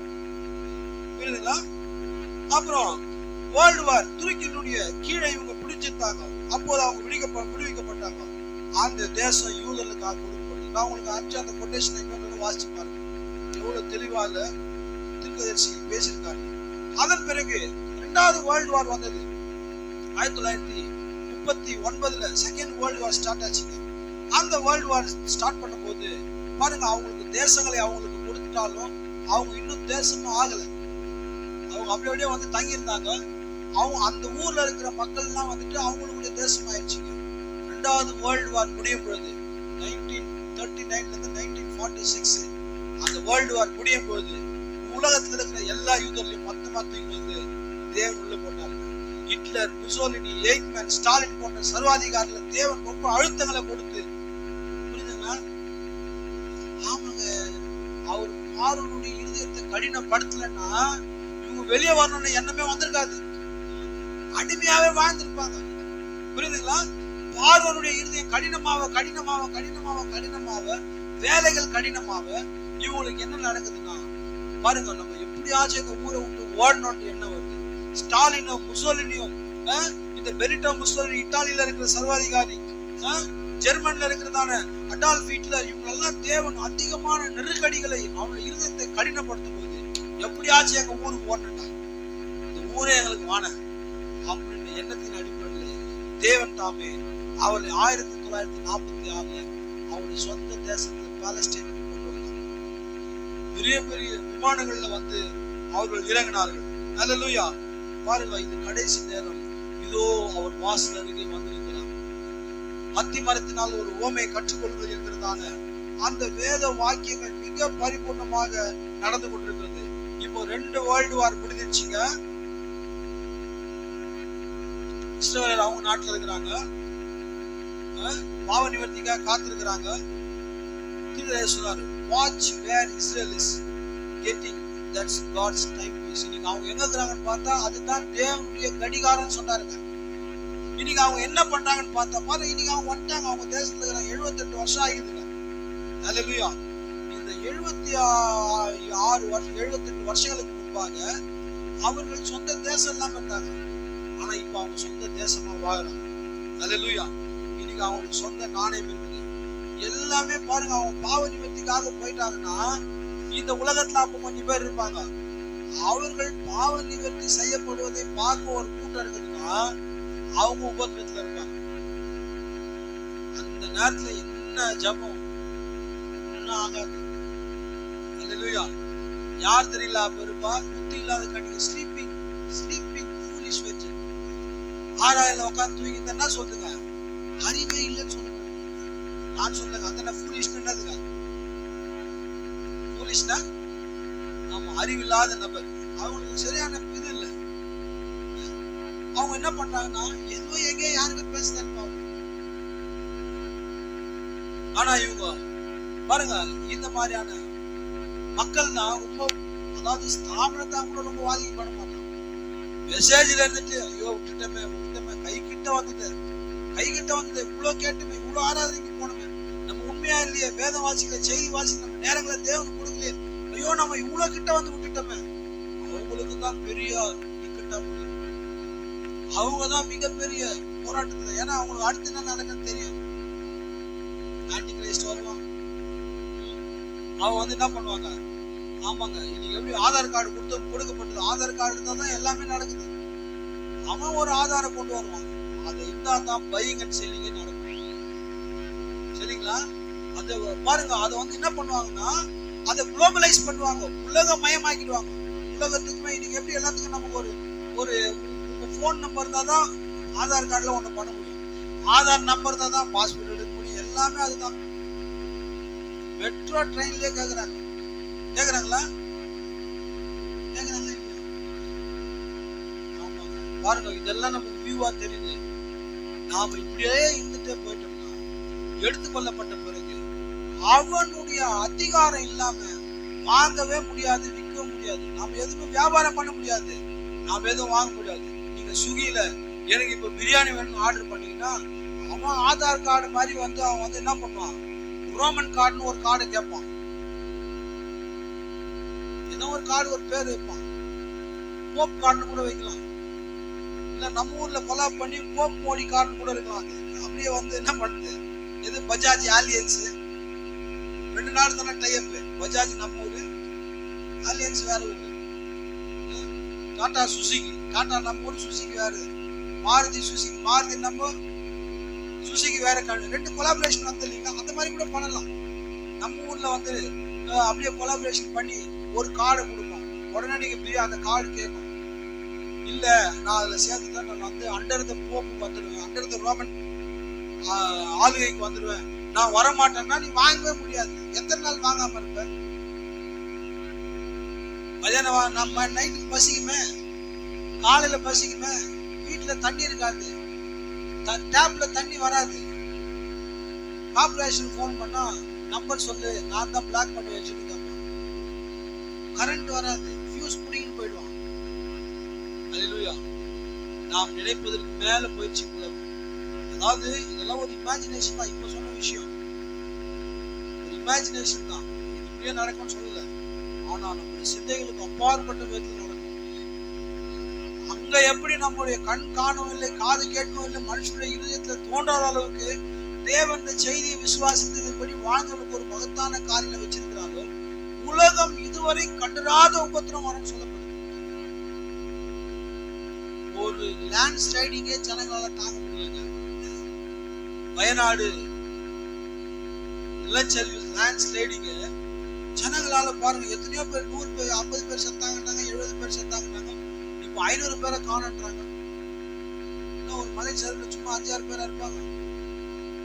இதுவே ஜனங்களால எப்படி இதை பண்றதுன்னு தெரியல. முழு உலகத்துக்கும் பிசாசு ஆதிக்கத்துல வரும்போது நாம் என்ன பண்ணுவோம்? நேரம் இருக்கும்போது இருதயத்தை தேவனுக்கு 78 வருஷம் ஆகிடுது. இன்னும் 79 80 82 84 தெரியல. அல்லேலூயா. உங்களுடைய நண்பர்கள் உங்களுக்கு உதவ மாட்டாங்க, உங்களுடைய குடும்பத்தார் உங்களுக்கு உதவ முடியாது, உங்களுக்கு எந்த சபையும் உதவ முடியாது. அந்த நேரத்தில் நீங்கள் உதவி ஏற்று போவீர்கள். சகாயம் இல்லாமல் சடுதிலே சாவார்கள். ஆனா இப்ப நமக்கு கிருபை கொடுத்திருக்க, ஆச்சரியமான கிருபை. நீ என்ன செஞ்சாலும் நீ தேவனத்துல வந்து அறிக்கை செஞ்சா உனக்கு இரக்கத்தில் ஐஸ்வர்யம் உள்ள தேவன் தன்னுடைய ஆச்சரியமான கிருபை அளிக்கிறார். நீ என்ன ஒன்னா செய், அதாவது என்னன்னா செஞ்சினாருன்னு சொல்லல, நீ மனம் வருது நீ தேவ சமூகத்துல வந்து அதை விட்டுவிடும் போது, அறிக்கை செய்து விட்டுவிடும் போது உனக்கு இப்போ நேரம் இருக்குது. அல்லேலூயா. ஆமா, இந்த நேரத்துல உயிர் ஆண்டவருக்கு கொடுங்க. நான் இன்னும் சில காரியங்களை கொண்டு வந்தேன், நான் இதோட போதுன்னு நினைக்கிறேன், முடிச்சிருக்கேன், நேரம் ஆயிடுச்சு. சோ இன்னைக்கு உங்களுக்கு ஒரு எதிர்பார்ப்பு வேணும், இந்த செய்தியை குறித்தான ஒரு நிச்சயம் வேணும். எதிர்பார்ப்பு இல்லாம, நிச்சயம் இல்லாம நாம் நம்முடைய மனம் போன போக்குல வாரும்போது நிச்சயமா நம்ம பாருங்க, இவ்வளவு எல்லாம் கேட்டோம், நாம இன்னுமா இதை புரிந்து கொள்ளக்கூடிய நிலைக்கு வரலன்னா நமக்கு வெளிப்பாடே இல்லை. சரிங்களா? வருகின்ற புயல் பிரசங்கம் பண்ணாருங்க, மழை வரப்போகுது, அவங்க சொல்றாங்க லேண்ட்ஸ்லைடிங் வரன்ட்டு நாங்க முன்னாலே அனௌன்ஸ் பண்ணிட்டு ஹோம் மினிஸ்டர் சொல்றாருங்க. ஆனா அவங்க என்ன சொல்றாங்க, ஸ்டேட் கவர்மெண்ட் என்ன சொல்றாங்க, எங்களுக்கு காமனா தான் சொன்னாங்க, இவ்வளவு பெரிய பேரழிவு வரணும்னு சொல்லல, எங்களுக்கு எல்லோ அலர்ட் தான் கொடுத்தாங்க, எங்களுக்கு ஆரஞ்சு ரெட்டை கொடுக்கல, அதுக்கேற்ற மாதிரி தான் நாங்க பண்ண முடியும் அப்படின்னு சொல்லிட்டாங்க. இந்த மாதிரி தான் இதான் பாசிங் பக்ஸ், ஒருத்தர் மேல ஒருத்தர் பார்த்து. அந்த நேரத்துல பாசிங் பக்ஸ் இருக்காது, சரி செய்ய வேண்டிய நேரம் இதுதான். உங்களுக்கு புரியலன்னா ஜெபம் பண்ணி. அல்லேலூயா. நான் யாருக்கும் சொல்ல நினைக்காதீங்க, எனக்கே தான் சொல்லிக்கிறேன். யாரை நிறுத்தி முன்னிட்டு பேசுனா என்னையே கண்ணாடியில பார்த்து பேசுங்க. நீ உன்னை சரி பண்ணு, உன்னுடைய வாழ்க்கையை ஆண்டவனுக்கு ஒப்பு கொடு, எல்லா நேரங்களும் தேவனுக்காக அழி. இதுக்கு அப்புறம் நேரம் இருக்காது, இந்த வாழ்க்கைலாம் ஒண்ணுமே இல்லைங்க. எந்த நேரத்துல அந்த பாருங்க ஒரே நல்ல டூம் ஆயிடுது. ஒரு பாருங்க, ஒரு காலையில ஒரு மழை வந்ததுங்க, லேண்ட் ஸ்லைடிங் ஆகி அந்த ஊரே கலவரம் ஆயிடுச்சு. சில கிராமங்களே காணும், குண்டகையா அப்படின்னு ஒரு ஊரே காணும். இந்த மாதிரியான இது நிலை வந்து ஒரு சின்ன டிசாஸ்டர்லயே நடக்குது. உபத்திர காலம், 3rd வேர்ல்டு வார். நான் பார்த்தா 2 வேர்ல்டு வார் முடிஞ்சது. 2 உலக யுத்தங்கள்ல இஸ்ரவேலர்கள் சம்பந்தப்பட்டு, அந்த இஸ்ரவேலர்கள் 1வது உலக யுத்தத்துல வந்துட்டு அவங்களுக்கு நாடு கொடுக்கப்பட்டு, 2வது உலக யுத்தத்துல அவங்க நாட்டுக்கு வந்து சேர்ந்தாங்க. 3வது உலக யுத்தத்துல அவங்க வந்து மேசியாவை அடையாளம் கண்டு கொள்வார்கள். 3 உலக யுத்தமா அவங்க தொடர்பு, அப்பதான் அவங்க ரத்த சாட்சியா மறிப்பாங்க. அந்த நேரத்துல புறஜாதி நாம இருப்போம் என்றால் அது நமக்கு எந்த வகையிலும் உதவி செய்யாது. அல்லேலூயா. அப்போ பாருங்க, இன்னைக்கு நாம தேவனை முழு இதயத்தோடு தேட வேண்டியதா இருக்கும். எல்லாமே ரொம்ப தெளிவா நமக்கு ரிவீல் ஆயிடுச்சுங்க. அதனால உங்களுக்கு ஏதாச்சும் தேவனத்துல சரி செய்யணும் என்றால் அதை இப்பவே செஞ்சீங்க, போஸ்ட்போன் பண்ணாதீங்க. நாளைக்கு பாத்துக்கிறேன், அடுத்த வாரம் பாத்துக்கிறேன், அடுத்த நாள் பாத்துக்கிறேன், நேரம் இல்லை. எந்த நேரத்துல நம்ம பேர் வாசிக்கப்படும், எந்த நேரத்துல நம்முடைய பேர் சீட்டு எடுக்கப்படும். ஆனா நம்ம எப்போதும் ஆயத்தமா இருக்கணும். உங்களுக்கும் தேவனுக்கு இடையே எதுவுமே இருக்கக்கூடாது. சரியா தெளிந்த நீரோடையா இருக்கிற மாதிரி பாத்துங்க. நேரங்களை ஒப்பு கொடுங்க, ஜெபம் பண்ணுங்க, பிரைஸ் பண்ணுங்க. வாலிப பிள்ளைங்க மனம் போன போக்குல முடிய வைக்கிறீங்க, மனம் போன போக்குல வாழ்ந்துங்க. இந்த காலம் எல்லாம் இருக்காது, காலத்துக்கு முடிவுல இருக்கு. நண்பர்லாம் உங்களுக்கு உதவி செய்ய மாட்டான். அல்லேலூயா. தீர்க்கதரிசி பாதாளத்துக்கு போகும்போது என்ன சொன்னாருங்க, 1923 அப்பாவை கூப்பிட்டேன், அங்க இல்ல, அம்மாவை கூப்பிட்டாங்க இல்ல, நண்பரை கூப்பிட்டேன் இல்ல, யாருமே இல்ல. யாருமே இல்லாத நேரம் இயேசுவேன்னு கூடும் போது அப்பதான் விழுந்து நேர்ந்து நினைச்சான். விழுந்து நேர்கிறாருங்க அவரு தரிசனத்துல, பாதாளத்துல விழுந்துக்கிறாருங்க. ஏன்னா அது என்னதுங்க, there is no pit, குடிக்கிறாலும் ஒண்ணுமே இல்ல, ஒண்ணுமே இல்ல. அவர் யாரும் கூப்பிட முடியல, இயேசுவேன்னு கூப்பிடுறாரு. அப்பதான் ஏதோ ஒண்ணு குடிக்குது, எது மேலே அவர் இருக்கிற மாதிரி. அந்த இடத்துல தன்னுடைய இருதயத்தை ஒப்பு கொடுத்தார். தன்னுடைய எத்தனை 14வது வயசுல.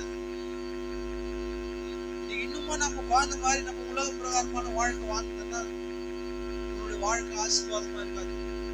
அதனால இருதயத்துல கர்த்தரை கொடுங்க.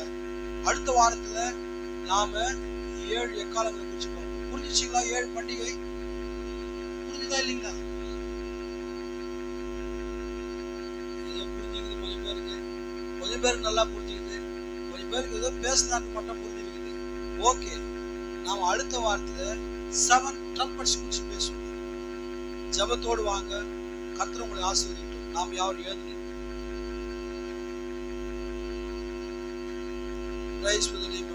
கொஞ்ச நேரம் கர்த்தரை ஸ்தோத்திரிப்போம். எல்லாருமே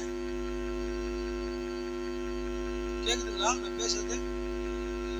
கொஞ்ச நேரம் கர்த்தரை பிரைஸ் பண்ணுவோம். ஹalleluya ஜீசஸ் ஆமென். ஆண்டவரே நன்றி, உடைய இரக்கத்துக்காக நன்றி, உடைய கிருபைக்காக நன்றி, உடைய தயவுக்காக நன்றி. ஆண்டவரே உடைய நேசத்திற்காக நன்றி செலுத்துகிறோம். நீ மட்டுமாக நீ பாராட்டின கிருபைக்காக நன்றி ஆண்டவரே. எல்லாரும் ஸ்தோத்திரிப்போம், கர்த்தரை ஸ்தோத்திரம் பண்ணுங்க. கர்த்தாவே மை ஸ்தோத்திரிக்கிற ஆண்டவரே. கர்த்தாவே மை துதிக்கிறோம் ஆண்டவரே. கர்த்தாவே எல்லா அசதியின் ஆவிகள், சோர்வின் ஆவிகள் ஆண்டவரே கர்த்தாவே எல்லாவற்றையும் இயேசுவின் நாமத்துல கடிந்து அப்புறப்பட்டு இந்த செய்திகளை கேட்காதபடி அநேகருடைய இருதயங்களை பிசாசு அந்த ஆவி பிடிக்க வேண்டி வைத்திருக்கிறார். தூக்கத்தின் ஆவியை கொடுக்கிறார் ஆண்டவரே. வெளிப்பாடு பெறாதபடிக்கு ஆண்டவர்களே அவர்களை பிசாசு ஆண்டவரே விதமான நிலைக்கு கொண்டு வருவார். அவருடைய எல்லா தந்திர நாசம் மோசம் வல்லமையில இயேசுவின் நாமத்துல கடிந்து அப்புறப்பட்டு அறிவொளியை பெறட்டும் ஆண்டவரே. தேவ பக்தியை, தேவ ஞானத்தை பெறட்டும் ஐயா. பயபக்தியை பெறட்டும் ஐயா. ஹalleluya. எல்லாரும் கொஞ்ச நேரம் கர்த்தரை ஸ்தோத்திரிப்போம். ஹalleluya ஹalleluya ஹalleluya ஹalleluya ஹalleluya. கர்த்தரை ஸ்தோத்திரிப்போம். சபை ஸ்தாபனங்களை எப்படி எல்லாம் ஸ்தோத்திரம் பண்றாங்க, வெளிப்பாடு இல்லாத நம்முடைய ஆட்கள் இன்னும் கூட ஸ்தோத்திரம் பண்ணணும் அப்படியே அமைதியா இருக்கிறீங்க. ஆண்டவரே இரக்கமாயிரும். ஆண்டவரே உம்முடைய கிருபைக்காக நன்றி. ஜீவனை கொடுத்தீர், எங்களுக்கு இரக்கம் செய்து எங்களை எவ்வளவாய் காத்து வருகிறீர் ஆண்டவரே. நன்றி நன்றி நன்றி நன்றி ஆண்டவரே. நன்றி ஆண்டவரே. நன்றி ஆண்டவரே. நன்றி ஆண்டவரே. நன்றி ஆண்டவரே. Hallelujah, hallelujah, hallelujah, hallelujah, hallelujah, hallelujah, hallelujah. Praise Lord Jesus. ஆத்துமன் தன்னை குளிர பண்ணி ஆடியேன் கால்களை நீதியனோ. ஆத்துமன் தன்னை குளிர பண்ணி ஆடியேன் கால்களை நீதியனோ. நேர்த்தியம் பாதையில் அவர் நிமித்தம் நிதமும் சுகமாய் நடத்துகிறார். தேவபிதா எந்தன் மேய்ப்பனல்லோ.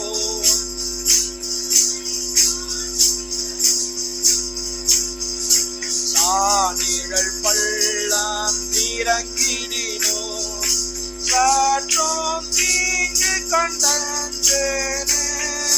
சானிழல் பள்ளம் இறங்கிடினோ சாற்றும் தீங்கு கண்டேனே. வானபரங்கோடிருப்பார் வளை கடியும் போதுமே தேற்றும். தேவபிதா எந்தன் ஓ என்னை நடத்தும் ஆண்டவரே. அந்த மகத்தான எடுத்துக் கொள்ளப்படுவதற்கு நடத்தும் ஆண்டவரே. என்னுடைய சர்வ மர்மத்துக்காக நடத்தும் ஆண்டவரே.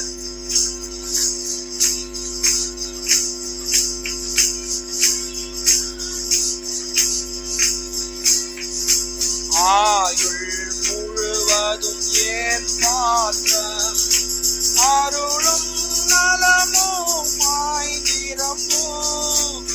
ஆயுள் முழுவதும் ஏன் பாத்திரம் அருளும் நலமும் நிரம்பும். நேயன் வீட்டில் சிறப்போடே நெடுநாள் குடியாய் நிலைத்திருப்பேன். தேவபிதா எந்தன் மேய்ப்பனல்லோ. சிறுமை தாழ்ச்சி அடைகிறானே ஆவலதாய் என்னை பை போன்றேன். அவர் மேகமதீர் அமருகிறார். தேவபிதா எந்தன் மேய்ப்பனல்லோ.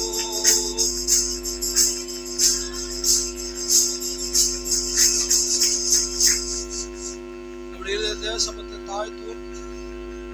கடந்த நாட்களிலே அருமையான தாயார் மேரி அம்மா அவர்கள் கீழ் விழுந்து தலையானது தரையில் மோதி கொண்டதாக நாம் கேட்டோம், நாம் ஜெபித்தோம். அநேக நாட்களுக்கு பிறகு அந்த தாயாரை கட்டு நம்மத்திலே கொண்டு வந்திருக்கிறார். சுகத்தோடு சமாதானத்தோடு ஜீவிப்பாராக.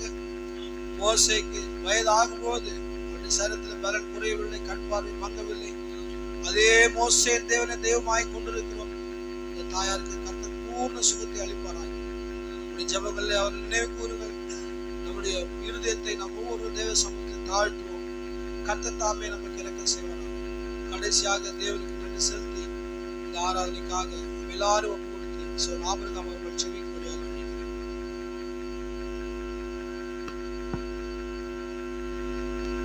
கர்த்தருடைய பரிசுத்த நாமத்துக்கு ஸ்தோத்திரம் பண்ணுவதாக. ஆமென். அல்லேலூயா. நன்றி ஆண்டவரே, நன்றி இயேசுவே. இரக்கமுள்ள தேவனே, இரக்கத்தில் ஐஸ்வர்யம் உள்ள தேவனே, ஸ்தோத்திரம் ஸ்தோத்திரம் கர்த்தாவே. அருமையான இந்த நாள் எங்களுக்கு கொடுத்திருக்க நன்றி ஆண்டவரே. என் ஆண்டவரே, என் தேவனே, அப்பா, நாங்கள் எல்லாரும் ஒன்றாய் கூடி ஆராதிக்க முடியாது கர்த்தாவே ஏற்படுத்ததான இந்த கூடாரத்துக்காக கூட நன்றி செலுத்துகிறோம் ஆண்டவரே. நன்றி நன்றி இயேசுவே. ஆண்டவரே, இது இந்த காலை வேளையில கர்த்தாவே நாங்கள் எல்லாம் ஒன்றாய் கூடி வைத்துக் கொள்ளும்படியாக கூட எங்களுக்கு நீர் பாராட்டின கிருபைக்காக கூட நன்றி செலுத்துகிறோம். இதோ இந்த நாளிலே வர முடியாத எங்கள் சகோதர சகோதரிகளுக்கு பாரு கர்த்தாவே. விசுவாசானவன் அதை எந்தவித தடைகளை கொண்டு வந்திருந்தாலும் கர்த்தாவே அந்த தடைகளை எல்லாம் நீக்கி கர்த்தாவே இந்த வாரங்களில் நாங்கள் காணும்படியாக நாங்கள் ஒன்றாய் கூடும்படியாக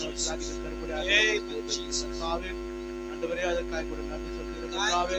ஆண்டவரே, எங்களிடத்திலிருந்து விண்ணப்பத்தை நாம் இடத்துல வைத்தோம். அதற்கான கர்த்தாவே பதில் சொன்னதற்காக கூட நன்றி ஆண்டவரே. ஆண்டவரே, அருமையான சகோதரன் கர்த்தாவே பாடுகிறார் சகோதரனை கூட நீங்க ஆசீர்வதி கர்த்தாவே. ஆண்டவரே, அதுக்காக கூட உங்க நன்றி சொல்கிறோம் கர்த்தாவே. ஆண்டவரே, இன்னுமா கூட கர்த்தாவே நாங்கள் கர்த்தாவே உங்களுடைய வார்த்தைக்குள்ளாக வரும்படியாக கர்த்தாவே இந்த நாளிலே கர்த்தாவே நீர் பேப்பரை கொண்டு நீர் பேசுகிற கர்த்தாவே நாளில் இந்த பண்டிகைகளை கூட்டி கொடுத்து அதற்காக நன்றி சொல்கிறோம். நீர் பஸ்காவான ஆடு ஆண்டவரே நீர் அடிக்கப்பட்டிருக்கிறார்.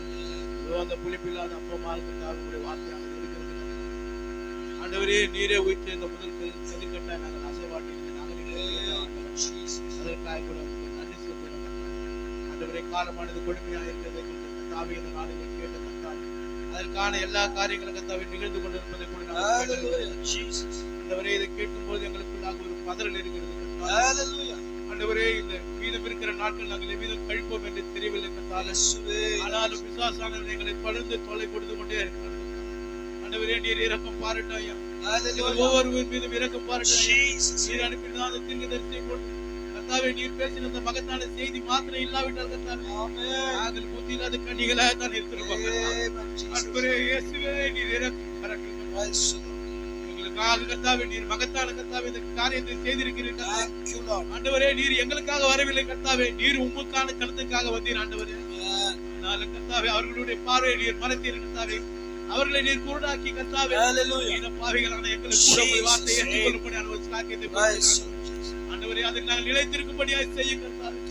இந்த வார்த்தைகளை கேட்ட வார்த்தைகள் எங்களுக்குள்ளாக இந்த தலைக்கு மேலாக போகாதபடி எங்களுக்குள்ளாக ஆண்டவரே காணுமிக கொடுமையாக இருக்கிறது கர்த்தாவே. ஆண்டவரே காலத்தின் நிகழ்வுகள் எல்லாம் உலகத்தின் நிகழ்வுகளை காணும் பொழுது மிகமான ஒரு பதல் எங்களுக்குள்ளாக இருக்கிறது. எங்களை எல்லாவற்றிலும் கர்த்தாவே நீர் பாதுகாத்தவர்கள் கர்த்தாவே ஒரு வார்த்தைக்குள்ளாக நாங்கள் தொடர்ந்து ஜீவிக்கும்படியாக செய்யுங்கள். எங்கள் வாயிலும் துதியானது பொழுது இருக்கும்படியாக ஒருவருக்கு ஒருவர் நாங்கள் ஜெபிக்கும்படியாகும் எங்களுக்கு அமைதியும் சமாதானத்தை தரும்படியாக கூட நீர் ஆசீர்வதியும் பொறுப்படுத்திக் கொள்ள வழிநடத்தும். எங்கள் ஆண்டவர் இரட்சகர் மீட்பரும் என்று மாறாத கர்த்தராகிய இயேசு கிறிஸ்து நாமத்தில் நடந்த ஜெபத்தை தாழ்மையோடு ஏறெடுக்கிறோம். ஆமென் ஆமென் ஆமென். கர்த்தர் உங்கள் யாவரையும் ஆசீர்வதிப்பாராக. தேவ சமாதானத்தோடு கடந்து செல்லுங்கள்.